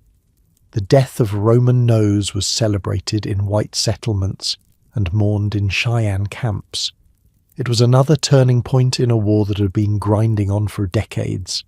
Herman Lehmann, still living with the Comanche at this point, would have heard about it. The warrior network on the plains was surprisingly efficient. News travelled from tribe to tribe, camp to camp. He would have understood what it meant. Another great warrior fallen, another sign that the old ways were ending. The army had new weapons, new tactics, new determination. The repeating rifles at Beecher Island had changed everything. But that understanding wouldn't have made Herman want to leave. Not yet. He was still Comanche in his heart, still part of the only family he remembered, still riding free across the plains under the endless Texas sky. The end was coming. Everyone could feel it. But it hadn't arrived yet. And until it did, life went on. The hunts continued. The raids continued. The fires still burned at night, and the old men still told their stories, and the children still played their games in the dust between the lodges. Herman was part of that world, part of its rhythms, part of its dying light. He didn't know yet that he'd live to see it all end, that he'd watch the last free Comanche ride into Fort Sill and surrender, that he'd eventually go back to the white world and try to build a new life from the pieces of his old one. All of that was still in the future. For now there was just the present, the warmth of the fire, the sound of horses shifting in the darkness, the infinite stars overhead, the same stars that Roman Nose had seen on his last night alive, the same stars you can see tonight, if you look up. The wind has died down now. The night is calm and quiet. Somewhere out there coyotes are starting their evening songs, that high, wavering sound that can seem lonely or beautiful, depending on your mood. Maybe a little of both. Your bed is warm. Your blankets are pulled up just right. The world outside your window is peaceful, and you are safe, and there's nothing you need to do right now except rest. Tomorrow will come on its own. The stories will still be here. The history will still matter. But for now, just let yourself drift. Let the images fade. Let the names and dates and battles become distant, like stars that are already setting below the horizon. Sleep is coming. You can feel it, that heaviness in your limbs, that softness behind your eyes. Let it come. June 1875, Fort Sill, Oklahoma. Quanah Parker rode in with his band on a hot summer day, the last free Comanche on the southern plains. They came slowly, deliberately, their horses thin from months of running and hiding. No fanfare, no dramatics, just a long line of tired people finally admitting what they'd known for a while now. It was over. Herman was with them, had been with them for nearly 6 years, more than a third of his life at that point. He sat on his horse and watched the fort grow larger as they approached, the American flag snapping in the wind, the neat rows of buildings, soldiers in blue uniforms watching from the walls. This was his future now, whatever that meant. The surrender itself was almost anticlimactic. They handed over their weapons, their horses were taken. They were assigned to camps on the reservation, told where they could go and where they couldn't. Rules on top of rules. A whole different kind of life. Quanah handled it with dignity. He'd been fighting the army his whole adult life, but he knew when a fight was finished. There'd be time later to figure out how to live in this new world. For now, the important thing was keeping his people alive. Herman didn't know what to feel. Part of him was relieved. The running and hiding, the constant looking over your shoulder, that had been exhausting. At least now they could stop. But another part of him, the part that had learned to love the freedom of the plains, felt like something essential had been amputated, like he was less than he'd been the day before. The first weeks on the reservation were strange, disorienting. The Comanche had always moved with the seasons, following the buffalo, going where the land told them to go. Now they were supposed to stay in one place, farm, raise cattle, live in houses instead of teepees. The government agents meant well, some of them anyway. They genuinely believed they were helping, teaching the Indians to be civilized, giving them a chance at a better life. They couldn't understand why people who'd been free might not see confinement as an improvement. The rations were barely enough, beef mostly, issued once a week. Nothing like the buffalo that had sustained them for generations. The meat was stringy, tough, wrong somehow. But it was food, and food was food when you were hungry enough. Some of the younger Comanche adapted quickly. They'd grown up during the hard years, when the buffalo were already scarce and the army was always pressing in. For them, the reservation was just another change in a life that had been nothing but changes. It didn't feel right. None of it felt right. Herman spent a lot of time walking the boundaries of the reservation, not trying to escape exactly, just needing to move, needing to feel his legs working, his body doing something other than sitting still. The guards watched him but didn't interfere. A lot of the former warriors did the same thing, walking the edges of their cage like animals at a menagerie. The land here wasn't so different from the Texas plains he'd grown up on, but it felt different, smaller somehow, hemmed in. You could see for miles, but you couldn't go for miles. That made all the difference. At night he'd lie awake and listen to sounds that weren't there anymore. No war parties preparing to ride, no buffalo calling in the distance, just the strange quiet of a people who'd lost their purpose. The older warriors took it hardest. Men who'd spent their entire lives raiding and hunting and fighting. Now they were supposed to do what? Grow corn. It wasn't just the activity they'd lost. It was the whole meaning of their existence. Some of them just gave up, stopped eating, stopped talking, faded away like they'd already died and just hadn't gotten around to lying down yet. Others adapted. Quanah was good at that. He figured out pretty quickly that the old rules didn't apply anymore, and new rules meant new opportunities. He learned to negotiate with the government agents, to speak English when it was useful, to play the new game while keeping as much of the old ways alive as he could. Herman watched and learned. That's what he'd always done. Watch and learn. It's how he'd survived as a captured 11-year-old. It's how he'd become a warrior. And now it's how he'd figure out whatever came next. But here's the thing. Herman wasn't really Comanche. He never had been, no matter how much he'd committed to the life. Somewhere out there in Texas, he had a family, a mother, siblings, people who might still be alive despite what Carnivist had told him all those years ago. He started thinking about that more and more. What if they were still out there? What if they were wondering about him? What if there was another life waiting, if he had the courage to reach for it? The army knew about Herman, knew he was a white captive who'd been living with a Comanche. They started asking questions, started pushing for him to go back to his own people, as if it were that simple, as if you could just decide to be someone different than who you'd become. But the pressure kept building, and Herman had to admit, to himself at least, that he was curious. He barely remembered his mother's face anymore, couldn't recall the layout of the farmhouse, but somewhere deep down there was still a connection, a thread that hadn't quite snapped.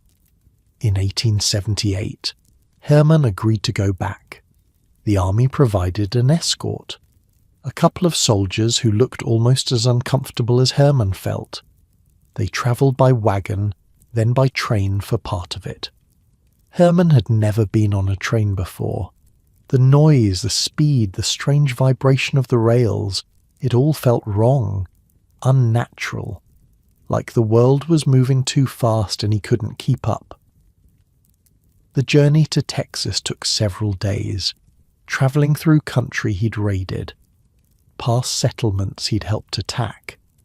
The landscape looked familiar and foreign at the same time, like a dream you can't quite place. Towns had sprung up where there'd been nothing, fences crossed land that had been open range. Everything was being carved up, divided, claimed. Herman stared out the window and tried to reconcile what he was seeing with his memories. This was his homeland, the place he'd been born, but it felt more alien than the plains ever had. At least on the plains the rules made sense. Out here, among the settlers and their fences and their endless subdivisions, he couldn't figure out what the rules even were. His mother was still alive, Augusta Buchmeier, though she'd aged more than the years alone could explain. The army had sent word ahead, so she knew he was coming.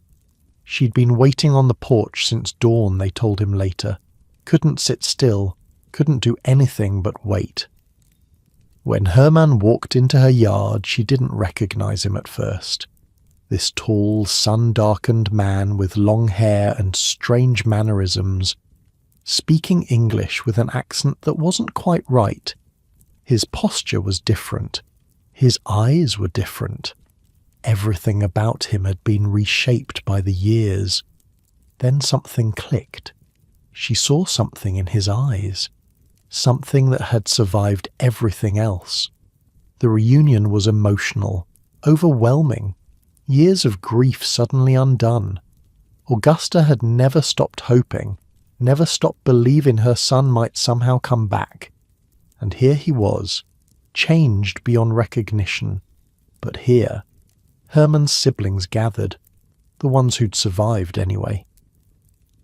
They stared at their brother like he was a ghost, which in a way he was. The boy they'd known had died years ago. This man wearing his face was someone else entirely. The first weeks were awkward. Herman didn't know how to act in a house with walls and floors and furniture. He slept on the ground outside because beds felt too soft, too confining.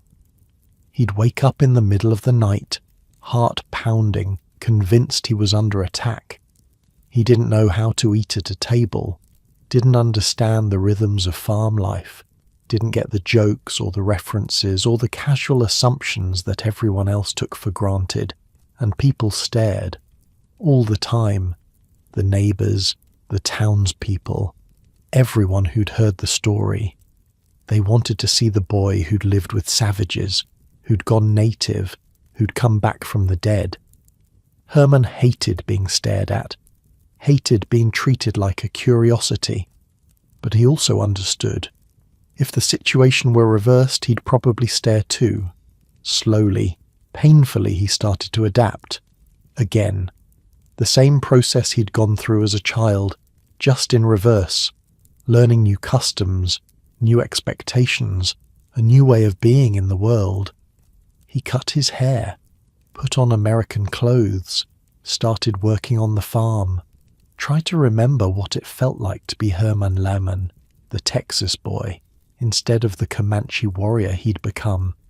It didn't quite work. Not fully.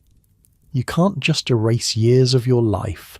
Can't forget skills your body has learned so deeply they've become instinct. Sometimes he'd catch himself doing things the Comanche way, things that made his family nervous. Sometimes he'd dream in Comanche and wake up confused about where he was, but he kept trying, for his mother's sake, if nothing else. She'd waited so long, hoped so hard. The least he could do was try. The nights were the hardest. That's when the old life called to him strongest. He'd lie in bed and remember the stars over the plains, the smell of campfires, the sound of horses and wind and distance, a whole world that existed only in his memory now. He wondered about the friends he'd left behind, the warriors he'd ridden with, Quanah and the others, stuck on that reservation, trying to build new lives out of the wreckage of the old ones. Were they thinking about him too? Or had they already moved on, the way you have to move on when everything changes? The Texas sky at night wasn't so different from the Oklahoma sky or the Comanche sky. Same stars, same moon, same vast darkness that made you feel small and safe at the same time. Herman would sit on the porch sometimes after everyone else was asleep and just look up, letting his mind empty, letting the peace of the night seep in. His mother worried about him. He could tell. She'd catch him staring at nothing, lost in thoughts he couldn't or wouldn't explain. She'd ask if he was okay, and he'd say yes, but they both knew it was more complicated than that.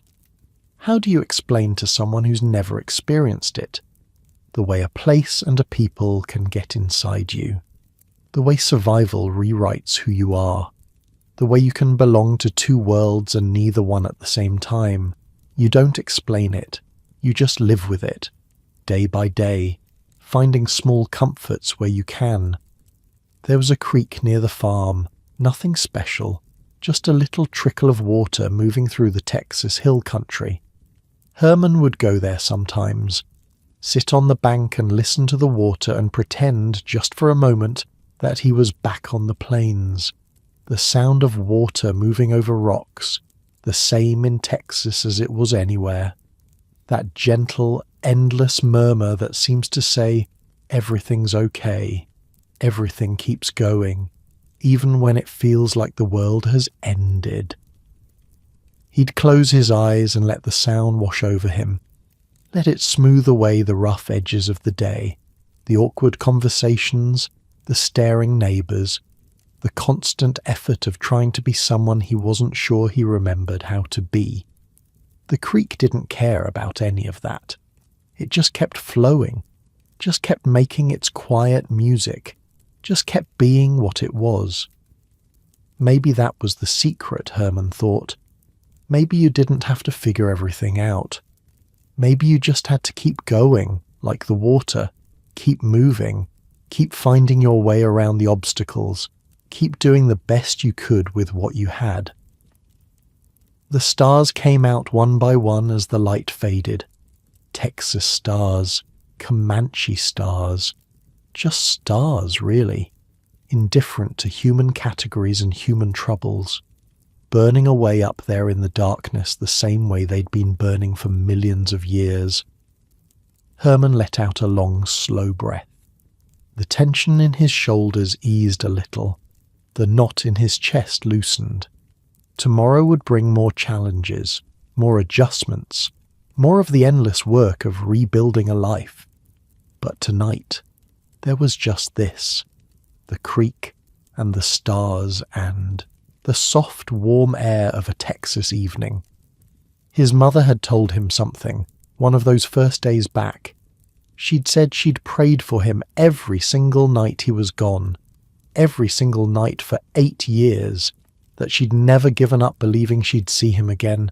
Herman didn't know what to do with that. The weight of someone's faith, the power of their hoping. It felt like a responsibility he wasn't sure he could live up to. But maybe he didn't have to live up to it. Maybe he just had to be here, present, alive. Maybe that was enough. The creek kept singing its quiet song. The stars kept their ancient watch. And Herman sat there in the darkness, somewhere between two worlds, trying to figure out how to be whole again. It would take time, maybe more time than he had. But for now, for this one quiet moment, he was okay. The night settled around him like a blanket, soft and dark and full of possibility. The frontier had shaped him, changed him, made him into something he never expected. But it hadn't destroyed him. He was still here, still breathing, still trying. A barn owl called from somewhere in the trees. that strange, wavering cry that sounds almost human if you're not expecting it. Herman had heard owls all his life, in 2 different lives now. The sound connected them somehow, a thread running through everything he'd been. The crickets were singing their endless chorus, tree frogs adding their higher notes, the whole night alive with small sounds that blended together into something like music, something like peace. His mother had left a lamp burning in the window for him, a small golden glow against the darkness. She did that every night, she'd told him, even when he was gone, especially when he was gone, keeping a light burning for the son she'd never stopped believing would come home. He looked at that light for a long time, thinking about what it meant, the hope it represented, the years of waiting and praying and refusing to give up. Maybe that was the real lesson of the frontier, not the survival skills or the fighting techniques or the hard-won knowledge of how to live in wild country. Maybe it was simpler than that. Maybe it was just about not giving up, keeping a light burning even when there's no reason to believe anyone will ever see it. Herman stood up slowly, brushed the grass off his clothes, took one more look at the stars and the creek and the soft Texas night. Tomorrow would bring more challenges, more adjustments, more of the endless work of finding his place in a world that had changed while he was gone. But tonight, there was a light waiting for him, and that, more than anything else, told him he was home. And on the frontier, whether you were talking about the wild plains or the strange new territory of coming home, that was everything. The years passed the way years do, slowly at first, then all at once. Herman Lehman stayed in Texas, got married eventually, had children of his own, worked, farms and ranches across the hill country, doing the kind of labor that would have been unthinkable to the warrior he'd once been. Fixing fences, branding cattle, the quiet, repetitive work of making a living. He never fully fit in. People could tell there was something different about him. The way he moved, the way his eyes tracked movement at the edges of his vision. Little habits that surfaced without him even noticing. He'd mount a horse from the right side instead of the left, the Comanche way. He'd squat instead of sit when he was thinking. He'd go quiet for long stretches, lost in memories nobody else could see.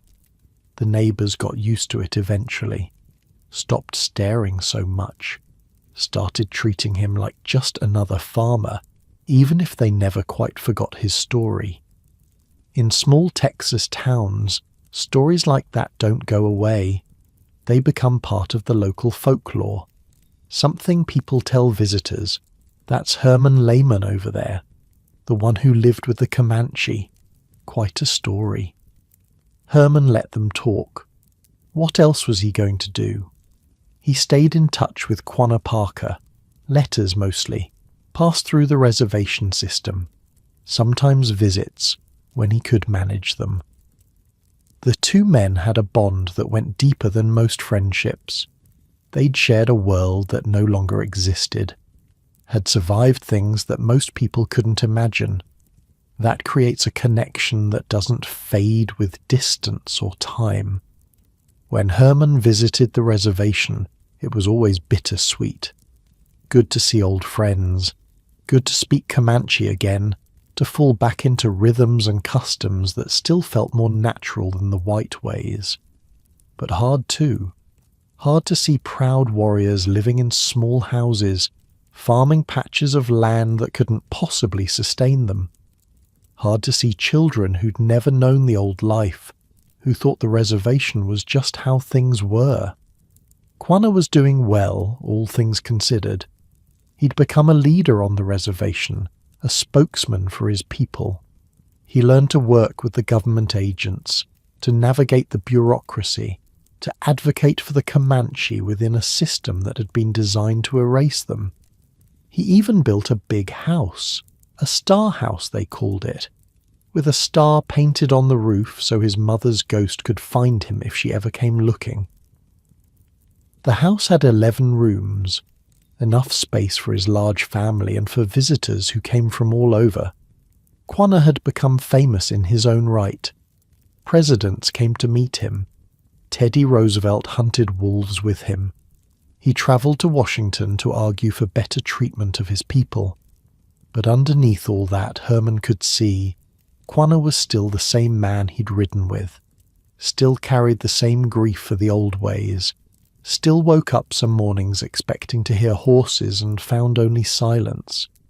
His mother was Cynthia Ann Parker, a white woman who'd been captured as a child, just like Herman. She'd lived with the Comanche for decades, married a chief, had children. When the Texas Rangers recaptured her in 1860, she never recovered. Spent the rest of her life grieving for the family and the world that had been taken from her. Died of a broken heart, people said. Though maybe it was just influenza. Sometimes broken hearts and viruses work together. Quanah never stopped missing her. Never stopped thinking about what her life had been like, torn between two worlds just like Herman was now. Maybe that's part of why the two men understood each other so well. They'd both seen how complicated belonging could be. They'd both carried the weight of lives lived in between. The frontier was gone by then. Really gone, not just changed. The railroads crisscrossed the plains. The buffalo were extinct or close enough. The open range had been fenced and subdivided and turned into cattle country. You could travel from one end of Texas to the other without ever feeling like you'd left civilization. Herman watched all this happen, watched the wild country get tamed, inch by inch, year by year. It was like watching a friend grow old and fade away, not sudden, not dramatic, just a slow erosion of everything that had made the land feel alive. But the memories stayed sharp. Even decades later, Herman could close his eyes and be back on the plains, feel the horse beneath him, smell the sage and the grass and the distant promise of rain, hear the war cries and the thunder of hooves and the silence of the prairie at night. Those memories were a gift and a burden both. They connected him to something important, something real.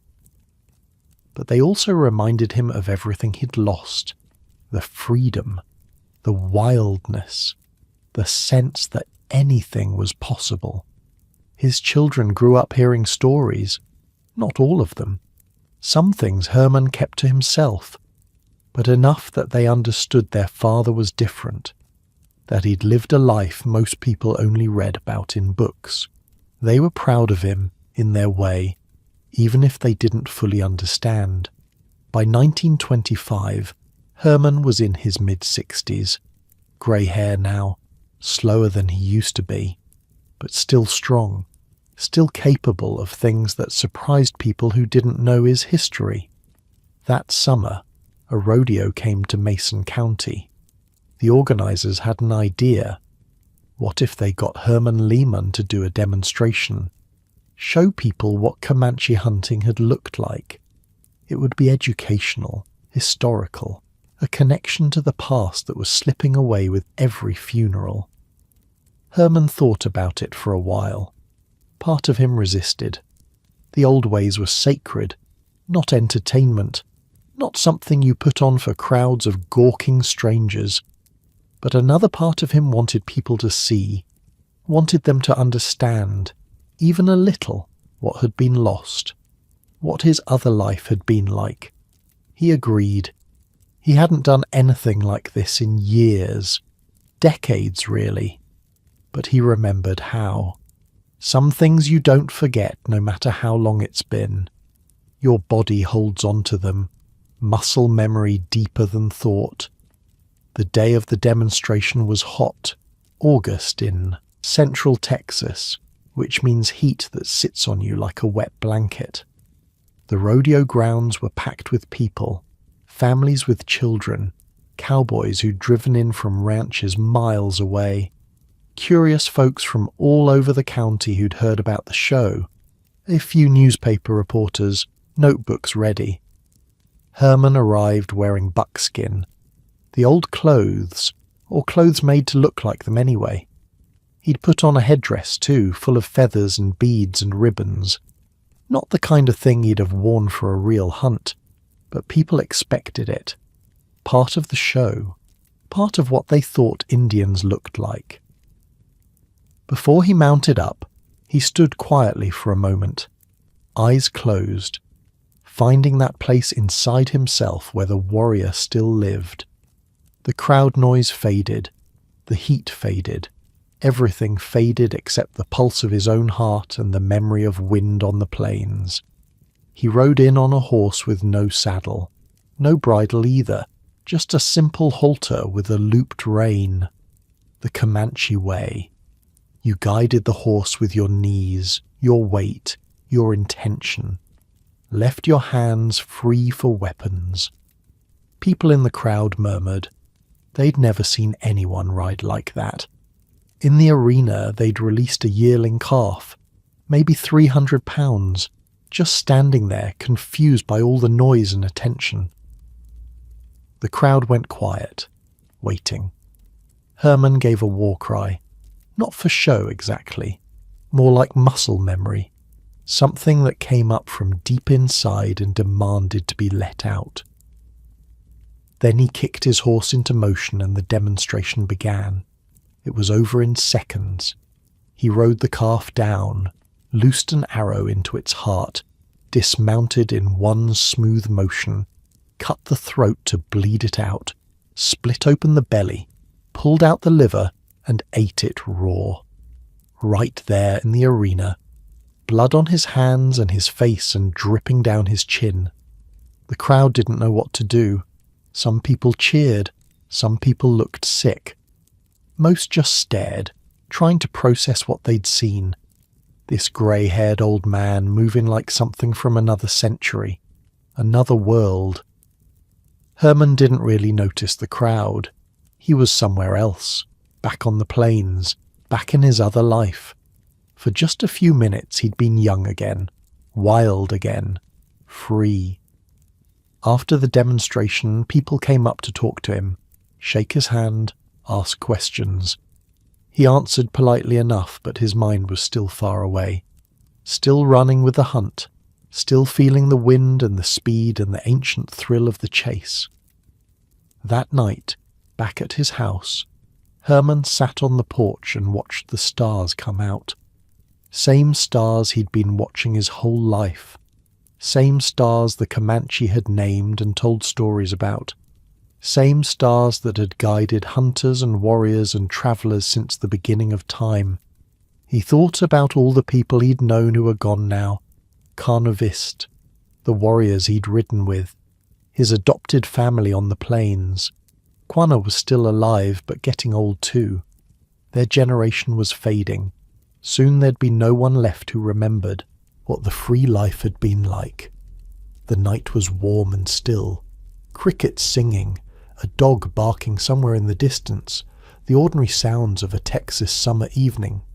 So different from the plains, but also, in some ways, the same.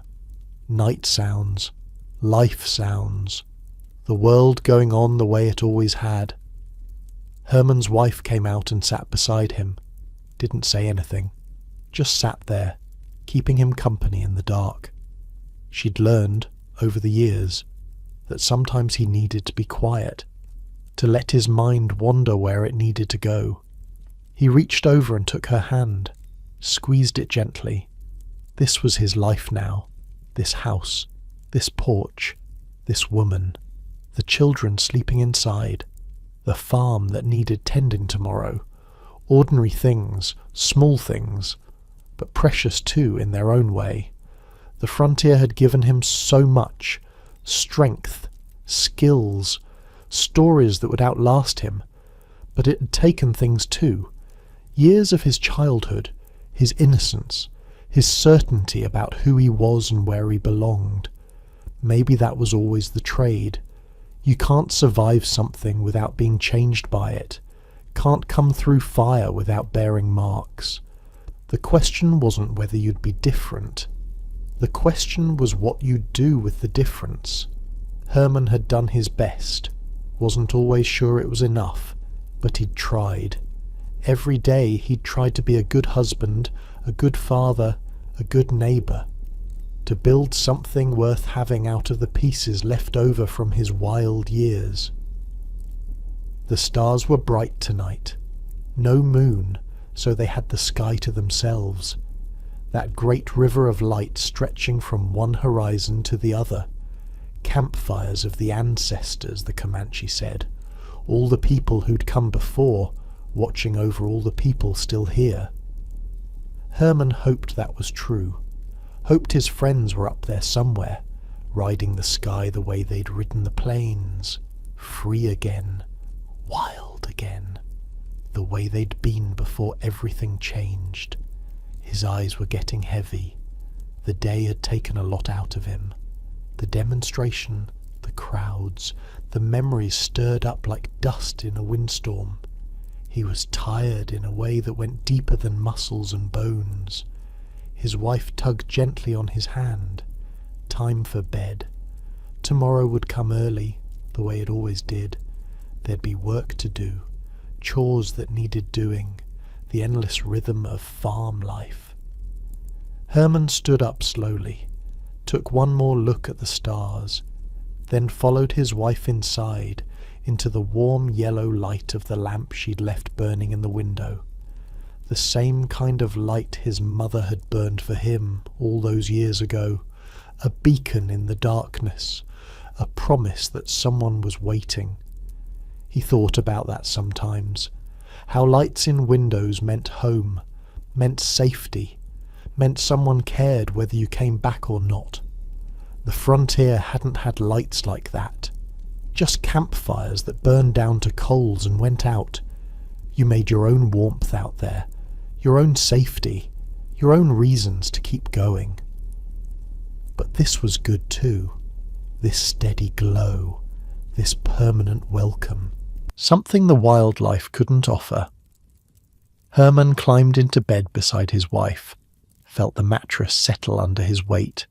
Still not as comfortable as the ground, if he were being honest. But he'd gotten used to it. You can get used to almost anything, given enough time. The house creaked and settled around them, old wood finding its nighttime voice. Outside, an owl called once, then went silent. The crickets kept up their chorus, steady and unchanging. Sleep came easier these days than it used to. The restless energy of youth had faded into something calmer, more patient. He didn't fight the darkness anymore. Just let it come. Let it wrap around him like a familiar blanket. He thought, sometimes, about all the nights he'd survived. All the times he'd lain down not knowing if he'd wake up. On the plains, during raids, in those first terrible days after being captured. Every morning had been a small miracle. Every sunrise proof that he was still here. Now sunrise was just sunrise, predictable, expected. Part of the ordinary rhythm of ordinary days. That was its own kind of miracle when you thought about it. The luxury of taking tomorrow for granted. His wife's breathing slowed beside him, even and deep, the sound of someone at peace. She'd been patient with him all these years, had learned to live with his silences and his strangeness, and his nights when the past pressed in too close. Not everyone would have stayed, but she had. Herman closed his eyes and let himself drift, not thinking about anything, not worrying about tomorrow, just floating in that warm space between waking and dreaming. That gentle borderland where everything softens and blurs. The last thing he was aware of was the wind, soft and steady outside the window, moving through the grass the way it had moved through grass for thousands of years, whispering secrets to anyone patient enough to listen. carrying sounds from far away, or maybe from long ago. The difference didn't seem to matter much in that drowsy space. Then even that faded away, and there was only rest, deep and dreamless and complete. The kind of rest you earn by living fully, by surviving what needed surviving, by finding your way home, wherever home turned out to be.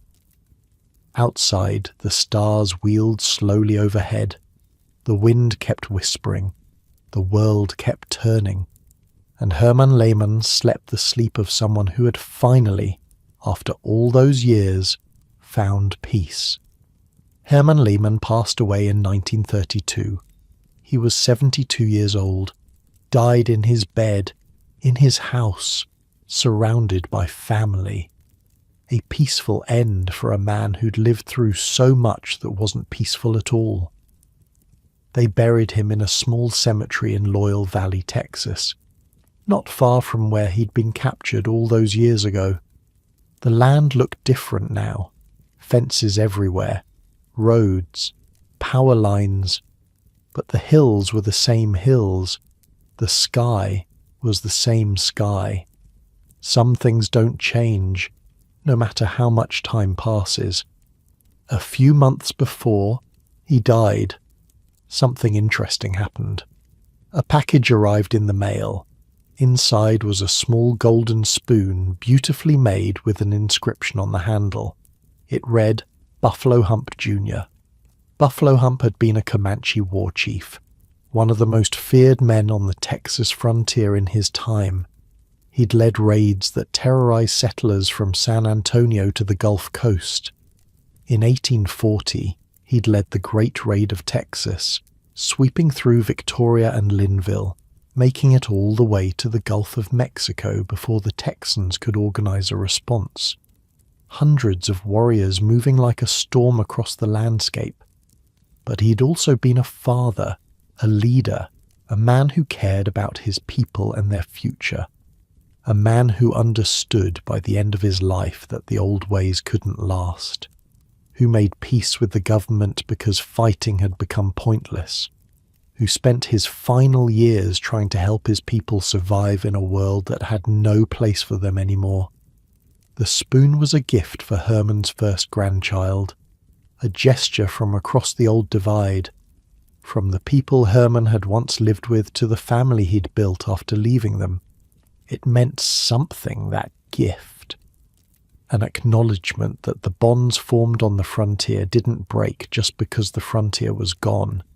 That somewhere in Oklahoma or Texas people still remembered, still cared. Herman kept that spoon for the rest of his life, showed it to people sometimes when they asked about his years with the Comanche. Proof that the relationships had been real, that he hadn't just been a captive, a prisoner. He'd been part of something, part of a people, part of a way of life that was gone now but had been real and beautiful in its time. Quanah Parker had died in 1911, 20 years before Herman. His funeral was one of the largest ever held in Oklahoma. Thousands of people came, Comanche and white alike. They buried him next to his mother, Cynthia Ann, whose remains he'd had moved to Oklahoma so they could be together. On Quanah's gravestone they carved the words, "Resting here until day breaks and shadows fall and darkness disappears." A Christian sentiment for a man who'd spent his whole life between worlds, who'd been a warrior and a diplomat, a Comanche chief and an American celebrity, who'd never stopped being both things at once. Herman understood that, the living between, the carrying of multiple selves inside one body. He'd spent 50 years doing it himself, never fully Comanche, never fully Texan, always somewhere in the complicated middle. Maybe that was the real legacy of the frontier, not the violence or the hardship, though there was plenty of both, but the mixing, the blending, the way people from completely different worlds could find common ground when survival demanded it. Kit Carson had died in 1868, only 48 years old. his body worn out by decades of hard living. They say his last words were asking for a pipe and a buffalo steak, the tastes of the trail. The things that had defined his life. He'd been a lot of things in his time: trapper, scout, soldier, Indian fighter. Some of those things look different now than they did then. History has a way of complicating heroes, but whatever else he was, Carson was a survivor. A man who found his way through situations that should have killed him, over and over, until his body finally said enough. Jack Hayes lived longer, made it to 66, died wealthy and respected in California, about as far from Enchanted Rock as you could get and still be in America. He'd been a ranger, a soldier, a sheriff, a businessman. Reinvented himself every time the world changed. That was its own kind of survival, knowing when to hold on and when to let go. The Buffalo Soldiers kept serving until 1951, over 80 years of distinguished service. They fought in the Indian Wars, the Spanish-American War, both world wars, earned dozens of medals of honor, proved again and again that courage doesn't care about the color of your skin. Billy Dixon, the scout from the Buffalo Wallow fight, lived until 1913. Spent his later years as a rancher in Oklahoma, not far from where he'd nearly died in that muddy hole in the ground. He wrote about his experiences sometimes, tried to help people understand what the frontier had been like, the terror and the beauty and the strange way those two things could exist side by side. Hannah Dustin's story became famous in her own time and stayed famous for centuries after. They put up statues of her, wrote books and poems about her escape. She became a symbol of frontier resilience, though what exactly she symbolized depended on who was doing the talking.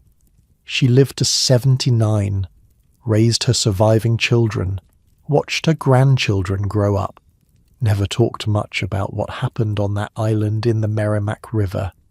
Some things you carry alone, some things don't have words. All these people scattered across 200 years of American history, different times, different places, different circumstances, but connected by something, a thread running through all their stories. Survival, not just staying alive, though that was part of it, but something deeper, the refusal to be destroyed by what happened to them, the insistence on finding meaning, finding purpose, finding a way forward even when forward seemed impossible. Kit Carson crawling barefoot through cactus country to save his stranded comrades. Jedediah Smith watching his entire trapping party massacred and somehow finding the strength to keep going. Jack Hayes wedged into a crevice on Enchanted Rock, cool as creek water while 30 warriors tried to kill him. The Buffalo Soldiers huddling in a muddy wallow, wounded and freezing, holding off 100 attackers through pure stubborn will. Hannah Dustin, 9 days after giving birth, walking through the snow after watching her baby murdered, making a plan, executing it, paddling home, down a frozen river with nothing but determination and a handful of scalps, and Herman, the farm boy who became a warrior, who lost one family and found another, who crossed back over and somehow built a life in between, who carried 2 worlds inside him until the day he died. Each of them faced moments when giving up would have been easier, when the sensible thing would have been to lie down and let the darkness take them, but they didn't. Something in them refused. Some spark that wouldn't go out no matter how hard the wind blew. The frontier tested everyone who came to it, settlers and natives alike. It didn't care about your plans or your hopes or your ideas about how life was supposed to go. It just asked one question, over and over: can you handle this? And if you couldn't, well, the land had ways of moving on without you. But the ones who could handle it, the ones who found their way through, they came out with something. Call it wisdom. Call it strength. Call it the deep knowledge that comes from being pushed to your limits and discovering you have more in you than you thought. Herman knew that knowledge, carried it with him every day of his life after leaving the plains. It was in his bones, in his muscles, in the way he moved through the world. You don't survive what he survived without being changed, without being, in some ways, enlarged. His children and grandchildren inherited some of that. Not the skills, exactly. Those were fading with every generation. But the stories, the sense that their family had been forged in something harder and wilder than the comfortable world they lived in. Stories matter. They're how we make sense of things, how we pass on what we've learned, how we connect to people and times we'll never meet. The story of the American frontier is complicated, full of violence and injustice and tragedy, full of people who did terrible things to each other. It's not a simple story, and it shouldn't be simplified, but it's also full of people like Herman Lehmann, people who found themselves in impossible situations and somehow, against all odds, found their way through. People whose lives show us something about what humans are capable of. The cruelty, yes, but also the resilience, the adaptability, the stubborn refusal to give up.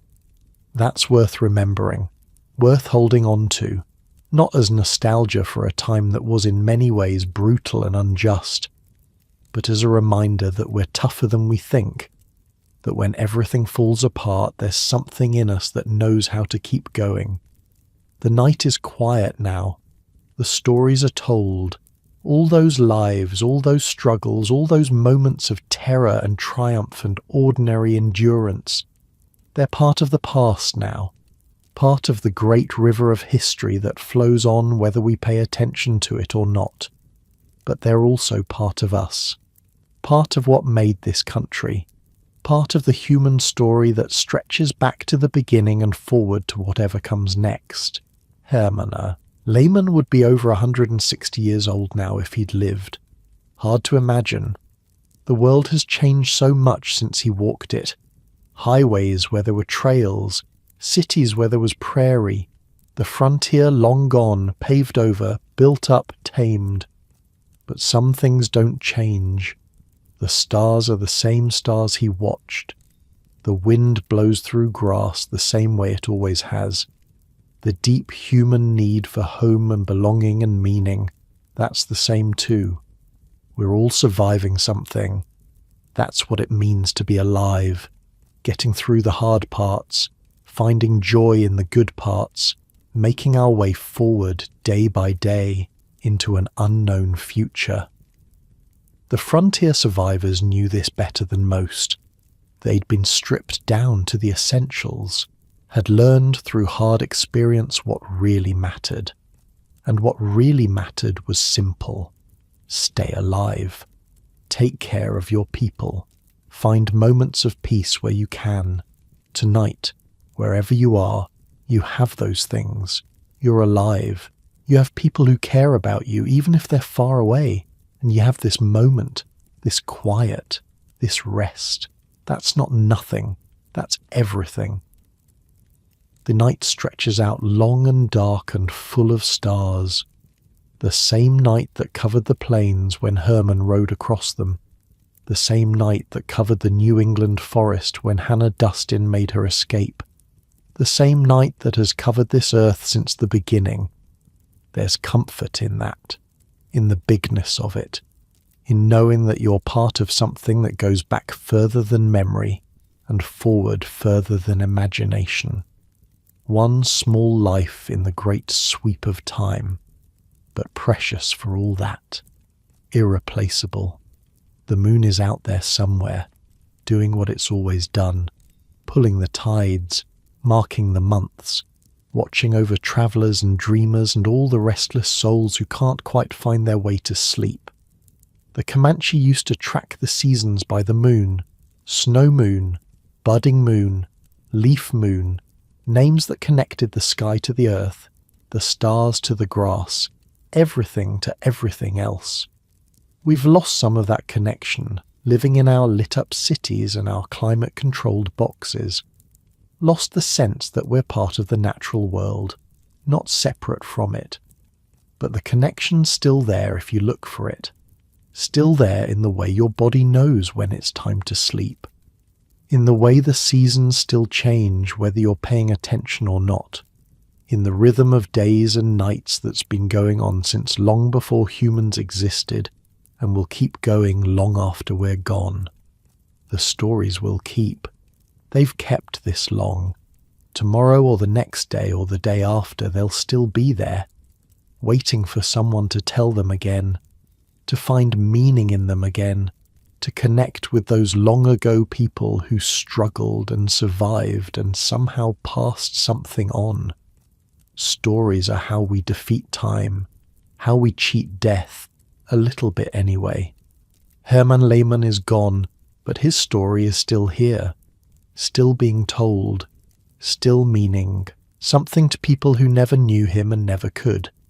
That's a kind of immortality, maybe the only kind that really matters. But for now, rest. Let the night hold you the way it held all those people who came before. Let the quiet settle in like snow falling on a winter prairie. Soft, gentle, covering everything in stillness. Let your mind drift away from words and stories and thoughts into that soft, dark space where dreams begin. That place between waking and sleeping where everything becomes possible and nothing hurts anymore. You're safe here, warm, comfortable. All the dangers of the frontier are far away, in time if not in space. All the struggles of the day are behind you. All the worries of tomorrow can wait. They'll still be there in the morning. They always are. But for now, they're not your concern. Just this moment, just this breath, just the slow, easy slide into sleep. The wind whispers through the grass somewhere out there. Maybe it's the same wind that crossed the plains 150 years ago. Maybe wind doesn't care about time. Maybe it just keeps moving generation after generation, carrying whatever needs carrying. The stars wheel overhead in their ancient patterns, the same patterns the Comanche navigated by, the same patterns sailors have followed for thousands of years. They don't change, the stars, or they change so slowly it amounts to the same thing. You can count on them in a way you can't count on much else. Somewhere, in some other time, a young man rides across the plains under those same stars, free and wild and alive, not knowing what's coming, not knowing how the story ends, just riding, just being, just part of the great unfolding that none of us can see from the inside. And you, in your bed, in your home, in this quiet moment at the end of a long day, you're part of the same world, the same story, the same long human journey toward morning. The frontier is gone now, paved over, built up, tamed. But it's still there in the stories, still there in the blood of the people who descended from those survivors. Still there, maybe, in all of us. In that part of us that knows how to keep going when everything falls apart. That refuses to give up no matter what. You carry that too, whether you know it or not. The strength of all the people who came before you.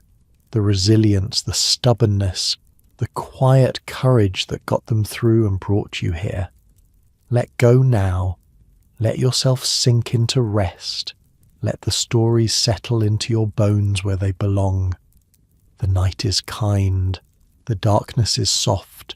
The world is quiet and you are safe. Sleep well.